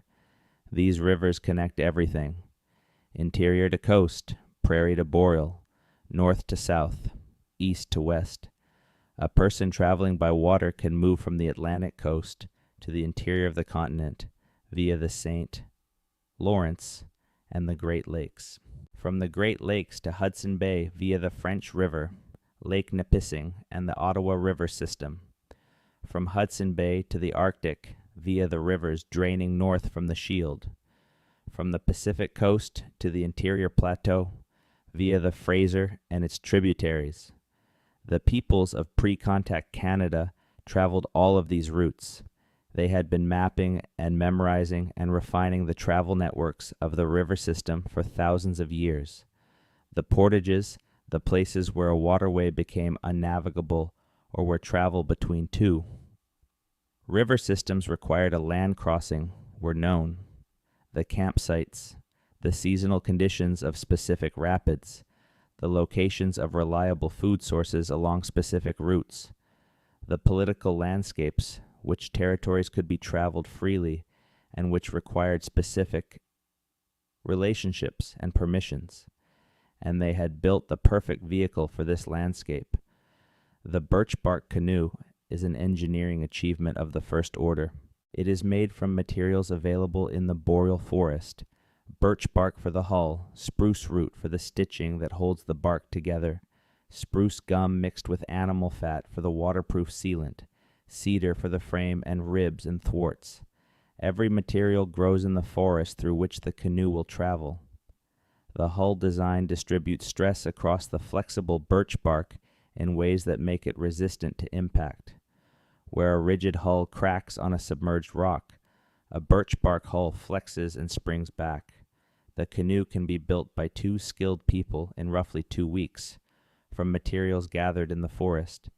It can be repaired in the field from the same materials, using the same tools. When it reaches the end of its serviceable life, it returns completely to the forest it came from. The birch bark canoe is so perfectly adapted to the conditions of the Canadian river system that European fur traders, who arrived with their own boat-building traditions, abandoned their own designs and adopted the birch bark canoe as soon as they had the opportunity to acquire one. The routes of the fur trade, which the Hudson's Bay Company and the Northwest Company used to extract wealth from the interior of the continent, were pre-existing indigenous trade routes. The vehicles that traveled those routes were indigenous design. The fur traders did not discover the Canadian interior.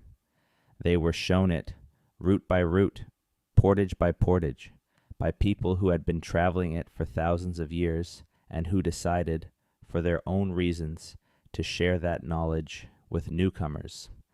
The birch bark canoe is no longer the primary means of travel in Canada, but the routes it traveled still define the transportation geography of the country. The rivers are still there. The portages are still in the landscape. Some of the old portage trails are now marked as heritage paths. Others have been paved as roads.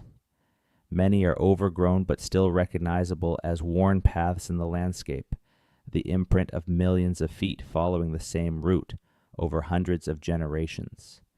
The land remembers where the paths went. Chapter 20. The Democratic Traditions of the Plains.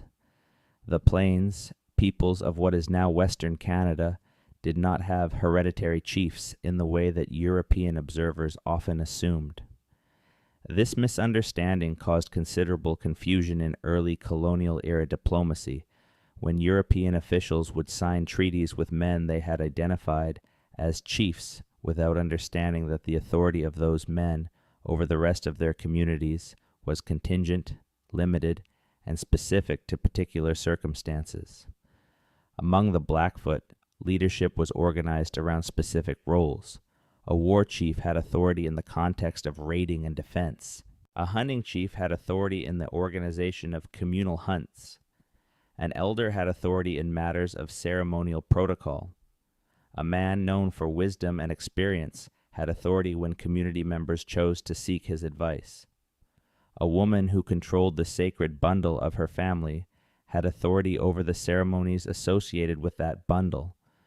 No one person held all of these roles simultaneously. No one person had authority over the entire community in all circumstances. Authority was distributed, specific to domain, and revocable when the person holding it no longer commanded respect or performed their role effectively. This is a form of democratic organization. It is not democratic in the parliamentary sense, with elections and formal votes. It is democratic in the deeper sense of distributing political authority widely, tying it to demonstrated competence rather than inherited status, and making it contingent on the ongoing consent of the governed. The Blackfoot and many other plains peoples also operated on a principle of non-coercion in internal decision-making. A community decision about whether to move camp or which direction to hunt, or whether to accept a specific diplomatic proposal was typically made by discussion and persuasion until consensus emerged. A person who disagreed with the community decision was free to go their own way. The authority to compel compliance did not exist in the way that most European political systems assumed it must. This makes certain things visible about the nature of governance that is easy to miss from inside a system built around coercive state power. A society that cannot compel compliance must achieve it through persuasion. Leaders who cannot compel must attract followers through demonstrated wisdom, generosity, and competence. The social mechanisms for maintaining cohesion without coercion, the ceremonies, the reciprocity, the reputation systems, the shame and honor cultures, must be robust enough to actually work. They were robust enough. They worked. The evidence is that these societies functioned, maintained internal peace, organized collective action at large scale, and sustained their communities over thousands of years without the apparatus of the coercive state. The Cree Nation to the north of the Blackfoot territory operated similarly, band-level decision-making through consensus, leadership distributed across multiple roles with no individual holding comprehensive authority, a deep ethic of personal autonomy that made coercion between community members essentially unthinkable within the moral framework of the community. The Anishinaabe of the Great Lakes region organized themselves through clan systems that distributed specific social functions across named family groupings. The Fish clans handled diplomatic relations. The Crane and Loon clans provided leadership in specific contexts. The Bear clans managed internal discipline. The system distributed authority across the entire social structure rather than concentrating it in any individual or family. These are sophisticated political philosophies. They are not the absence of political organization. They are specific, deliberate approaches to the problem of how a community of free people organizes itself for collective action without sacrificing the freedom that makes it worth living in. Political philosophy has been wrestling with exactly this problem for centuries in the European tradition. The peoples of pre-contact Canada had developed working answers to it that they were implementing in daily life, while the European tradition was still writing about it in books. Chapter 21. The Evidence Emerging Now. Right now, somewhere in Canada, something is being found. It is not a dramatic discovery in the Hollywood sense. There are no dramatic discoveries in the Hollywood sense in real archaeology. Real archaeology is slow and careful, and often wet and cold, and involves a great deal of soil screening and artifact labeling and laboratory analysis and grant writing and peer review. But right now, in a laboratory at a Canadian university, ancient DNA extracted from a pre-contact burial is being sequenced. The results will tell researchers something new about population movement and relationship in the pre-contact period, something that no previous method could have told them. Right now, in a Yukon mountain range, researchers are following the retreating edge of an ice patch, documenting the artifacts it is releasing. One of them is an atlatl, a throwing board intact. The wood is perfectly preserved. It is being photographed, measured, sampled for radiocarbon dating, and carefully packaged for conservation. Right now, on the coast of British Columbia, underwater archaeologists using remotely operated vehicles are examining a site 14 meters below the current sea level that has produced evidence of pre-contact occupation. The site dates to a period when the sea level was lower, when this location was dry land, when people lived here 10,000 years ago. The site is beginning to tell a story about the coastal migration that brought the first people to this continent. Right now, in a community in northern Ontario, an elder is sitting with a linguist and a recording device, describing the places she knows by their Ojibwe names, the names her grandmother used and her grandmother before her. Each name is a data point. Each name carries information about the landscape and its history that will be recoverable as long as the name is remembered. Right now, in southern Ontario, a construction project has encountered an archaeological deposit. The Provincial Heritage Protocol has been invoked. An archaeologist is on site. The deposit is a midden, a refuse deposit from a Wendat community that occupied this location 400 years ago. The material being recovered includes ceramics, worked bone, plant remains that will allow reconstruction of the community's diet, and evidence of the craft activities that took place here. The Wendat nation of Huronia has been notified and is participating in decisions about how the material is handled. The archaeology of pre-contact Canada is not a finished subject. It is not a closed chapter. It is an active, ongoing investigation that is producing new knowledge every year, knowledge that consistently points in the same direction. Deeper antiquity, greater complexity, more extensive networks, more sophisticated governance, more deliberate environmental management than the older models assumed. Every year the picture gets clearer. Every year what was here comes more fully into view. The question is whether we are paying attention. Chapter 22.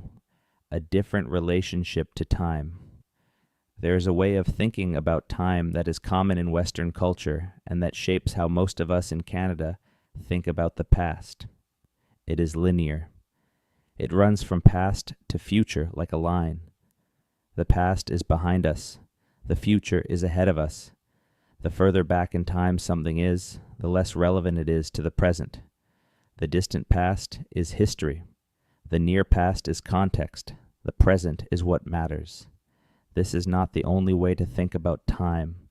Many Indigenous traditions in Canada operate with a different temporal framework, one in which the past is not behind but beside, or in which past and present and future are less strictly separated than the linear model suggests.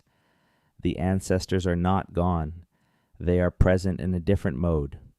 The obligations incurred in the past are still active. The promises made in the past are still binding.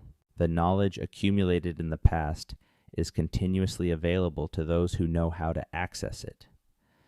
This is not mysticism. It is a practical philosophy of how to maintain continuity of knowledge and responsibility across generations. If you believe the ancestors are present, you will maintain the practices that keep them honored. If you believe past promises are still binding, you will take treaty obligations seriously, even when the treaty was made 150 years ago. If you believe the knowledge of the past is continuously available, you will invest in the oral traditions and ceremonial practices and language transmission that make that knowledge accessible. The Haudenosaunee have a concept called the seventh generation principle. The idea that decisions made today should be made with consideration of their effects 7 generations into the future. 7 generations is roughly 175 years. A decision made today about a resource, a piece of land, a political arrangement, should be evaluated not only by its immediate effects, but by what it will mean for people who are not yet born. This is a temporal horizon that most modern democratic governments do not use. Electoral cycles run 4 to 5 years. Corporate planning cycles run 1 to 5 years. The 7th generation principle requires a planning horizon of 175 years. And yet the evidence that this kind of long-term thinking was operating in pre-contact Canada is visible in the archaeological record. The clam gardens maintained for 3,000 years. The buffalo jump protocols maintained for 6,000 years. The portage routes maintained for thousands of years. The trade relationships maintained for millennia. These are not the products of short-term thinking. They are the products of a relationship with time in which the long-term consequences of present actions are taken seriously as a practical matter. The land that is now called Canada was managed according to this temporal framework for thousands of years before the arrival of a colonial system operating on very different time horizons. The consequences of that shift in temporal framework are visible in the landscape: the soil depletion, the fishery collapses, the species extinctions, the climate change, all consequences of decisions made without a seventh generation perspective. The older framework is not gone. It is carried in the communities that maintained it through the most sustained effort to erase it in the history of this continent. And it is, in the recognition of Indigenous rights and the integration of traditional ecological knowledge into resource management decisions, slowly being brought back into conversation with the policy-making systems that currently govern the land. The seventh generation is always coming. What we leave them is being decided now. Chapter 23. The Underground Cities of the Plains. Under the prairie grass of what is now Saskatchewan and Manitoba, there are rooms. Not rooms in any current structure, or rooms that were dug into the earth and roofed over with timber and sod, built by peoples who understood that in the climate of the northern Great Plains, where wind strips heat from everything above ground, and where winter temperatures drop to levels that are genuinely dangerous, the earth itself is an insulator. These are semi-subterranean pit houses. They were not unique to the Canadian plains. Pit house traditions appeared independently in multiple regions of North America, in the plateau region of British Columbia, on the plains, and in the Arctic. But the plains pit houses represent a specific adaptation to a specific set of conditions, developed and refined over generations of careful trial and error. A pit house begins as a hole in the earth. The depth varies by region and period, but a typical northern plains pit house might be 1 meter to 1.5 meters below the surface. The floor is smoothed and sometimes plastered with clay. A central hearth occupies the middle of the floor. The roof is supported by a framework of timber posts covered with branches and then with earth and turf, which provides insulation against cold and waterproofing against rain. The entrance is typically a short tunnel angled to prevent cold air from flowing directly into the interior. The thermal properties of a well-built pit house are substantially better than those of a surface structure of equivalent materials. The earth surrounding the walls and covering the roof acts as a thermal mass, absorbing heat slowly during warm periods and releasing it slowly during cold ones. The result is a structure that stays significantly warmer than the ambient air temperature during the coldest part of winter, and significantly cooler than the ambient air temperature during the hottest part of summer. These were not temporary shelters. They were substantial structures that required significant labor to build and were intended for extended seasonal occupation. Villages of pit houses have been identified at dozens of sites across the Saskatchewan River system and the northern plains. Some sites show evidence of occupation spanning hundreds of years, with older pit house depressions filled in and new ones dug nearby as the community maintained its occupation of a favorable location. Favorable locations were chosen with the kind of environmental knowledge that only comes from long familiarity with a landscape. South-facing slopes for maximum solar gain, proximity to water, but enough elevation to avoid flooding, sheltered from the prevailing northwest winds by topographic features or tree cover, access to good wood sources for fuel and construction, proximity to the seasonal bison, migration routes that were the primary food source for much of the year. The choice of these locations was not random. It was the product of accumulated knowledge passed down through generations about which places were good places to be and why. The knowledge of microclimates, of soil drainage, of prevailing wind patterns, of seasonal water availability. Knowledge that could only be developed by people who had been paying close attention to a specific landscape for a very long time. The pit house depressions are still visible on the prairie. In some areas, they appear as circular, low spots in the ground, slightly different from the surrounding topography. In others, they are detectable only through careful survey or aerial photography. Most have never been excavated. Some have been partially destroyed by agricultural activity. A few have been formally protected. Under the grass, under the prairie soil, the rooms are still there, empty now, dark, waiting. Chapter 24. The Knowledge Encoded in Ceremony. There's a ceremony called the Sun Dance, or the Sun Dance, practiced by the Blackfoot, the Cree, the Nakota, the Lakota, and many other peoples of the northern Great Plains. It is among the most misunderstood and most misrepresented ceremonies in the history of North American indigenous cultures.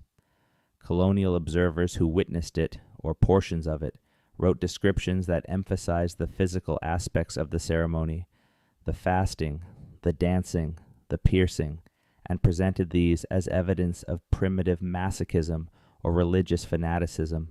What they were watching, without understanding it, was a multi-day ceremony of renewal that served simultaneously as a spiritual practice, a social gathering of the entire nation, a mechanism for transmitting cultural knowledge, a public arena for the negotiation of social relationships, and an occasion for the redistribution of material wealth.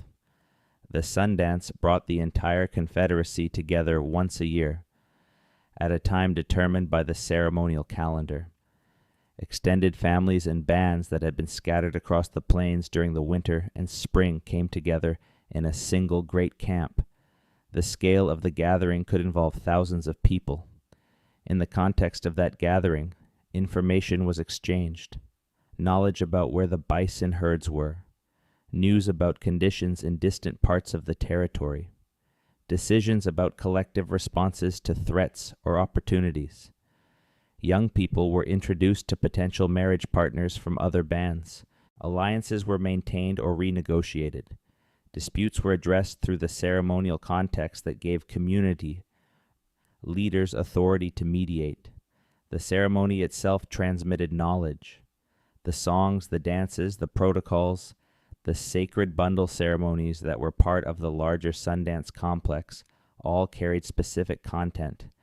The songs were not merely aesthetic. They were mnemonic devices encoding information about history, geography, and spiritual obligation. The dances enacted narratives that preserved historical memory. The bundle ceremonies transmitted ownership of specific knowledge and specific responsibilities from one generation to the next. The Canadian government banned the Sundance in 1895. The ceremony, along with other major Indigenous ceremonies, was made illegal under amendments to the Indian Act. The ban remained nominally in effect until 1951, though enforcement was uneven and the ceremonies continued in various forms during the period of Prohibition. The ban was not a minor administrative inconvenience. It was an attack on a system of knowledge transmission that had been operating continuously for centuries. The ceremonial calendar was the mechanism through which Plains peoples organized their collective life, maintained their social relationships, and transmitted the accumulated knowledge of their civilization to the next generation. Disrupting it had consequences that went far beyond the loss of any single ceremony. And yet the Sundance survived. It went underground during the years of Prohibition. It was held in ways that avoided official scrutiny. The core knowledge was maintained by people who understood what would be lost if it were not. Today the Sundance is held openly across the northern plains. It is recognized as a protected religious and cultural practice. Thousands of people participate each year. The ceremony that the colonial government tried to eliminate is alive, and it is transmitting the knowledge it was designed to transmit to another generation. This resilience is not accidental. It is the result of specific human decisions made by specific people in specific difficult circumstances, to hold on to something that mattered more than the risk involved in holding on. The ceremony is still here, and the knowledge it carries is still being transmitted. Chapter 25. The Archaeology of Catastrophe. There is a site in Nova Scotia on the east coast of Canada called Joggins. It is famous for its fossil record. The cliffs at Joggins contain fossils from the Carboniferous period, approximately 300 million years old, so well preserved and so extensively exposed by the erosion of the Bay of Fundy tides that Charles Darwin called them one of the most important fossil sites in the world. But there is a different kind of archive at Joggins that gets much less attention. At the Mi'kmaq village site near Joggins, archaeologists have found evidence of continuous Mi'kmaq occupation of the area going back at least 2,000 years. The Mi'kmaq had been watching those same cliffs, walking those same beaches, fishing in those same waters for 2,000 years before Charles Darwin arrived to study the fossils. The Mi'kmaq oral tradition describes the geology of the Joggins area in terms that predate modern geological understanding. The traditions describe the land changing, rising and falling, the sea moving. These are accurate descriptions of what the geological record shows. The land in the Bay of Fundy region has been rising since the end of the last ice age, as the crust rebounds from the weight of the ice sheet, changing the relationship between land and sea in ways that people who have been watching carefully for 2,000 years would have noticed. But the site also preserves evidence of the catastrophe that ended most Mi'kmaq occupation of the area in the 17th century. Epidemic disease arrived in the Mi'kmaq homeland in the early 17th century, carried by European fishing vessels and trading ships that had been visiting the Atlantic coast seasonally since at least the late 15th century. The epidemics were devastating. Population estimates suggest that the Mi'kmaq population of what is now Nova Scotia and New Brunswick declined by as much as 75% between roughly 1600 and 1650. The archaeological signature of this catastrophe is visible at multiple sites across the Mi'kmaq homeland. Habitation sites that show evidence of continuous occupation for centuries show a sudden discontinuity in the early 17th century. The material culture changes. The size of the camps changes. The maintenance of structures changes. The pattern of resource use changes. Something happened. The archaeology shows it even without knowing the name of the epidemic that caused it. What the archaeology cannot fully capture is the human meaning of that discontinuity, the knowledge that was in the minds of the people who did not survive. The ceremony carriers, the oral historians, the specialist knowledge keepers, the healers, the astronomers, the engineers. Not all of that knowledge died with them. Much was transmitted to survivors, but some was held by specific individuals who were not there to pass it on. The Mi'kmaq survived. They are still here on their original territories, maintaining their language, their ceremonies, and their relationship to the landscape their ancestors have occupied for at least 10,000 years. They have survived the epidemics, the colonial land seizures, the residential schools, the bans on ceremony, the systematic undermining of their governance and economic systems. But what was lost in the early 17th century is not recoverable. The specific knowledge that went with the people who did not survive those epidemics is gone. It is one of the dimensions of the catastrophe that is hardest to measure and hardest to convey. The archaeology of the pre-contact period is also, always, the archaeology of what came after. The disruption is visible in the record. The resilience is visible in the record. Both are true. Chapter 26. The trade that shaped everything. 1,000 years before Europeans arrived in North America, A trade good was moving across the continent in quantities that archaeologists are still trying to fully understand. Marine shells, not just any marine shells, specific species. Olivella, a small, glossy, naturally cylindrical shell from the Pacific coast. Marginella from the Atlantic and Gulf coasts. Conchi shell from the Gulf of Mexico and the southeast Atlantic coast. Dentalium, tusk shells from the Pacific northwest coast. These shells were moving from their origins in coastal waters into the interior of the continent, traveling along trade routes that crossed mountain ranges and river systems and the territories of dozens of different peoples to end up in burial sites and ceremonial contexts hundreds and sometimes thousands of kilometers from the nearest ocean. The dentalium shell from the Pacific northwest coast is particularly well documented. It was one of the most valued trade goods on the northern plains, used in clothing ornamentation and as a form of standardized exchange medium. Archaeological sites in the interior of British Columbia, in Alberta, in Saskatchewan, in Manitoba, all contain dentalium shells. The distribution is not random. It follows the trade routes, and the routes were not simple one-step exchanges. They were multi-hop networks in which goods moved from people to people through chains of exchange, relationships that might span a dozen separate transactions before the shell ended up in its final location.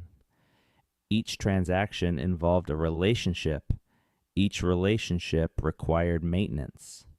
The maintenance of trade relationships over hundreds of kilometers and across cultural and linguistic boundaries required specific social technologies. Kinship extension, in which formal adoption or brother-sister relationships were created between trading partners in distant communities, creating obligations of reciprocity. Ceremonial friendship, formalized through specific gift exchange rituals. Neutral trading places, locations recognized by multiple peoples as spaces where the normal rules of territorial conflict were suspended in favor of commercial exchange. Across what is now Canada, certain geographical features served as these neutral trading places: river confluences, the shores of major lakes, mountain passes where multiple travel routes converged. These places accumulated over time a kind of economic and diplomatic significance that made them important regardless of which specific community controlled them at any given moment. The archaeology of these trading places shows the evidence of their cosmopolitan character. A midden at a trading place might contain ceramics in the styles of multiple different traditions. Lithic tools in stone that came from sources in 3 different directions. Organic remains of species that do not live in the immediate vicinity. The physical accumulation of a place where many peoples came together for purposes of exchange. Some of these places eventually became the locations of European trading posts, and then colonial towns, and then cities. The fur traders chose their locations deliberately, looking for places that were already centers of trade, where indigenous peoples already gathered, where the routes already converged. The geography of many Canadian cities reflects the pre-existing geography of the Indigenous trade network. The continental trade network is still there, embedded in the geography of Canada, if you know where to look. Chapter 27. What the Trees Remember. In the old growth forests of British Columbia, there are trees that are alive today that were alive when the first European ships appeared on the Pacific horizon. Yellow cedar trees on the coast that are over 1,000 years old. Western red cedars, some of them more than 1,000 years old, with trunks so large that it takes a dozen people stretching their arms to encircle them. Douglas firs in the interior that are over 800 years old. These trees were old when the Wendat Confederacy was at its height. They were mature, substantial trees when the Norse arrived at L'Anse aux Meadows, Some of them were already standing, already growing, when the old copper complex trade network was moving Lake Superior copper to the Gulf of Mexico. They are witnesses, and they carry records in their rings. Dendrochronology, the study of tree rings, is one of the most precise dating methods available to archaeologists and historians. Each ring represents 1 year of growth. The width of the ring reflects the growing conditions of that year. Wide rings mean abundant moisture and warmth. Narrow rings mean drought or cold. The ring sequence in a living tree can be extended backward in time by matching the pattern of rings in older timber, in ancient logs preserved in bogs or in dry caves, or in the structural timbers of old buildings. The ring record from old-growth forests in British Columbia extends back several thousand years. It preserves a record of drought, years and wet years, warm periods and cold periods, going back further than any other physical record of climate in this region. And when this climate record is compared against the archaeological record of human occupation in the region, connections appear. The abandonment of major coastal villages corresponds in some cases with periods of severe and prolonged drought.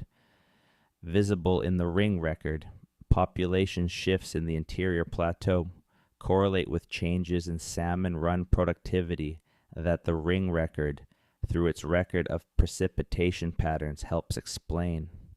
The archaeological evidence of large community gatherings in certain years corresponds with what appear to have been years of exceptional resource abundance. The trees are not just passive background, they are part of the archive. They carry in their rings a record of the environmental conditions that shape the choices of the people who lived under them. And those people understood the trees in ways that the ring record only partially captures. The Northwest Coast peoples developed an extraordinary relationship with the western red cedar in particular. The cedar was not simply a building material. It was a relative, a being with its own kind of life and its own kind of agency in the world.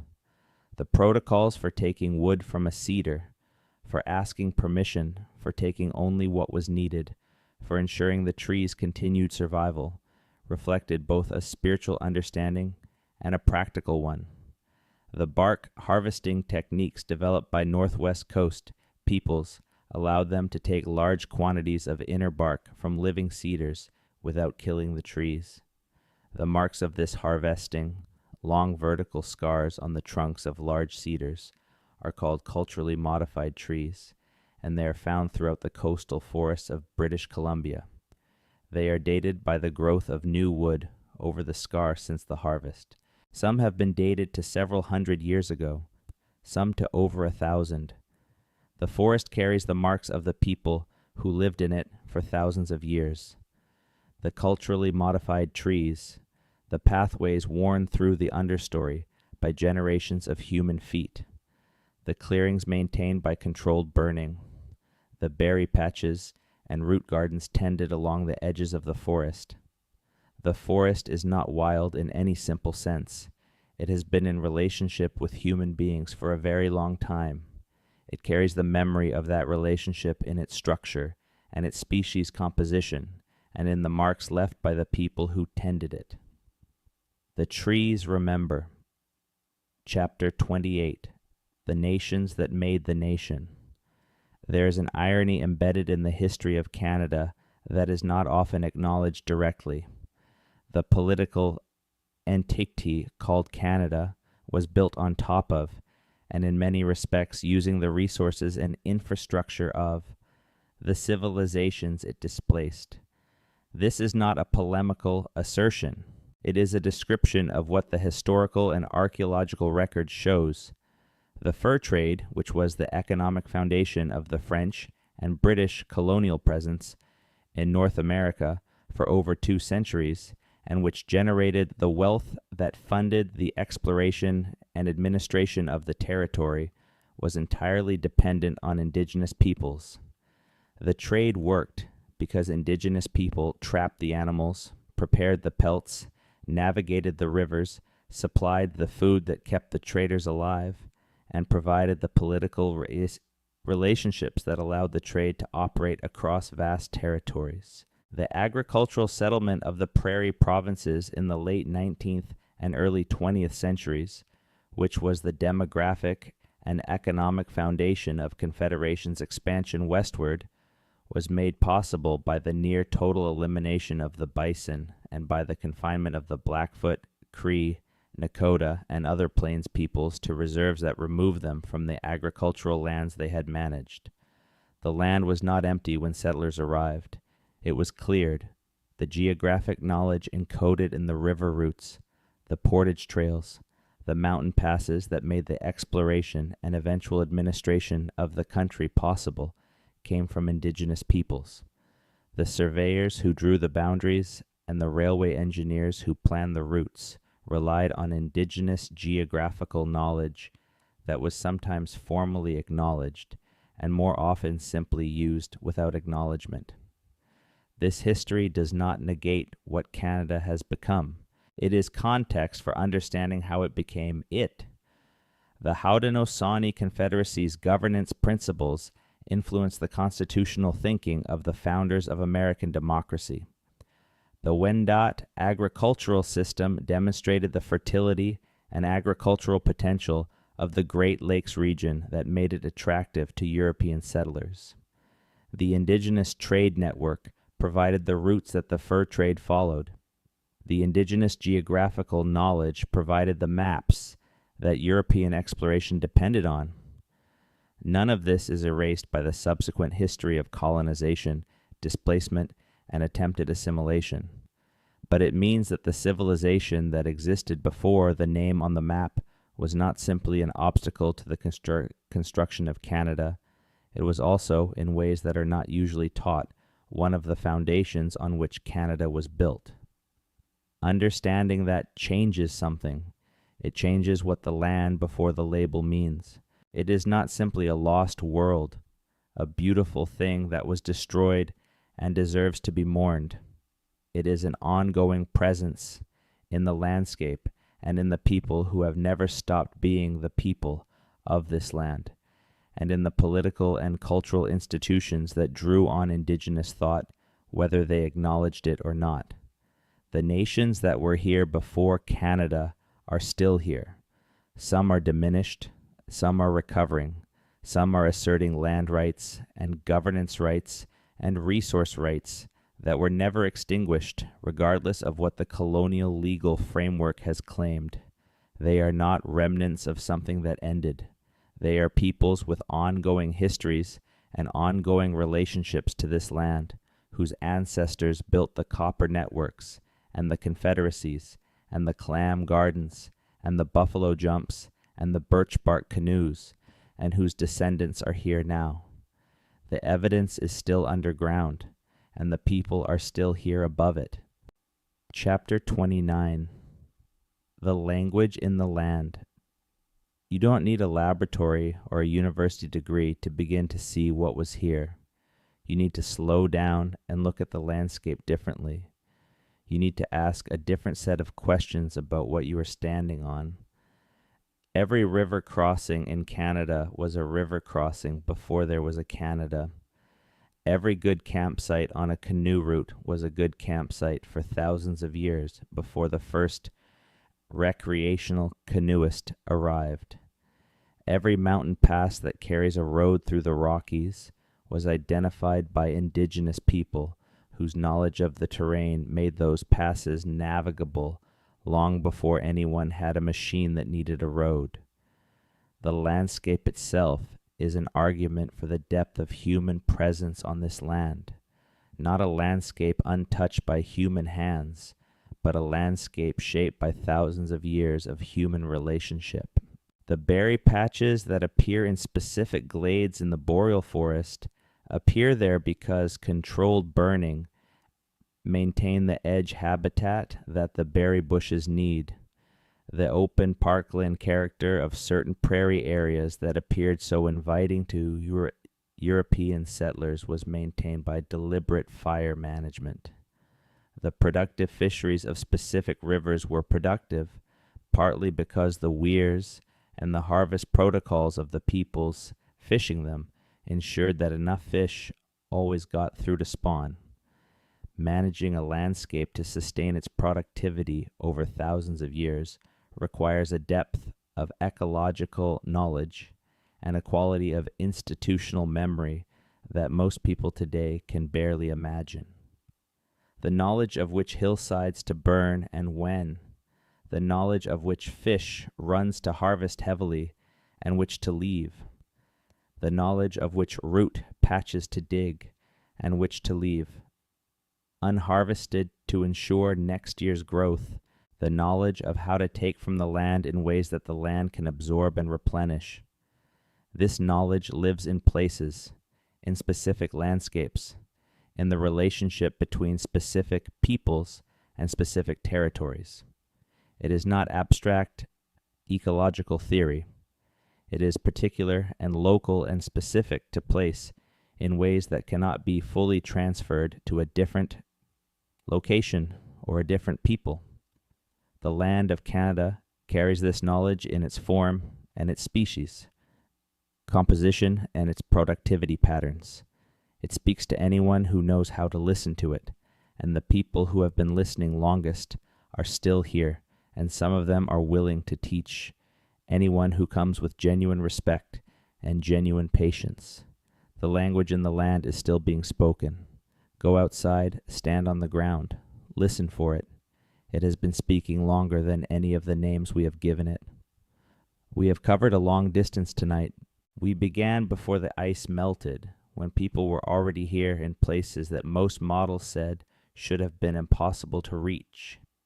We found bones with cut marks in the Yukon Bluefish caves dated to 25,000 years ago.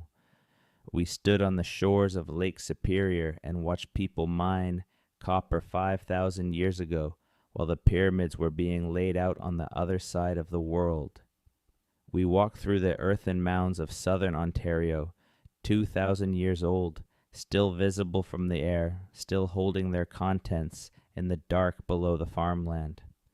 We sat in the council of the Haudenosaunee and heard the great law of peace read from its wampum belt, a constitution more ancient than any European democracy, built on principles that may have shaped the founding documents of the United States. We stood in the clearing outside Kahiagj and looked at a Wendat city larger than any French colonial settlement in North America. We followed the bison hunters to Head Smashed In Buffalo Jump and looked at 6,000 years of hunt records in 11 meters of bone below a 10-meter cliff. We walked the beaches of British Columbia and found clam gardens, 3,500 years old, still producing, still tended, their stone walls still in place at the edge of the tide.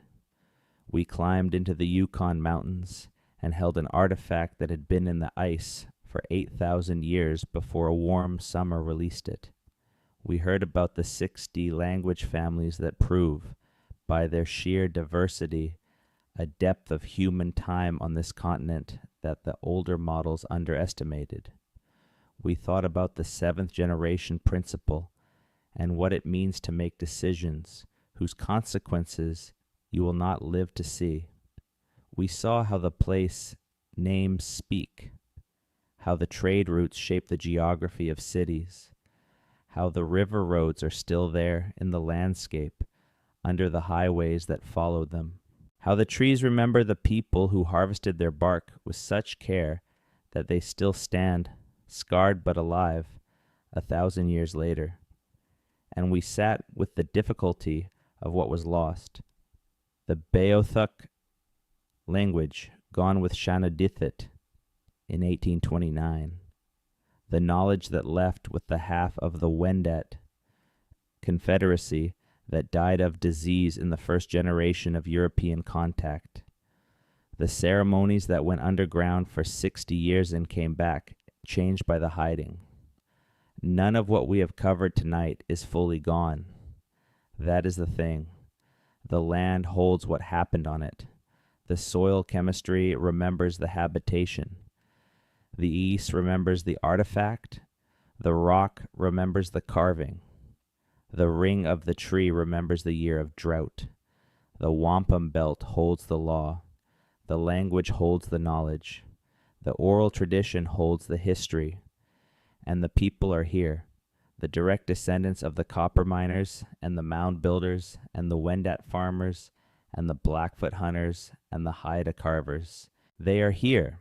Their cultures are damaged in some cases and recovering in others, and in some cases vibrant and asserting themselves with a clarity and a confidence that is the product of surviving something that was designed to end them. What was here before the name on the map was not a simpler world.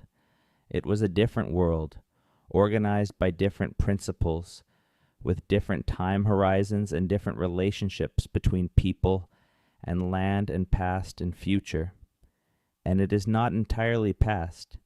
It is underground, and it is here, and it is being found, and it is being returned to, and it is speaking. You have been listening to it tonight. Take that with you into sleep. Let the long record of this land settle into the quiet of your mind. The copper is in the ground. The bones are coming home. The ice patches are speaking. The mounds are still there in the fields.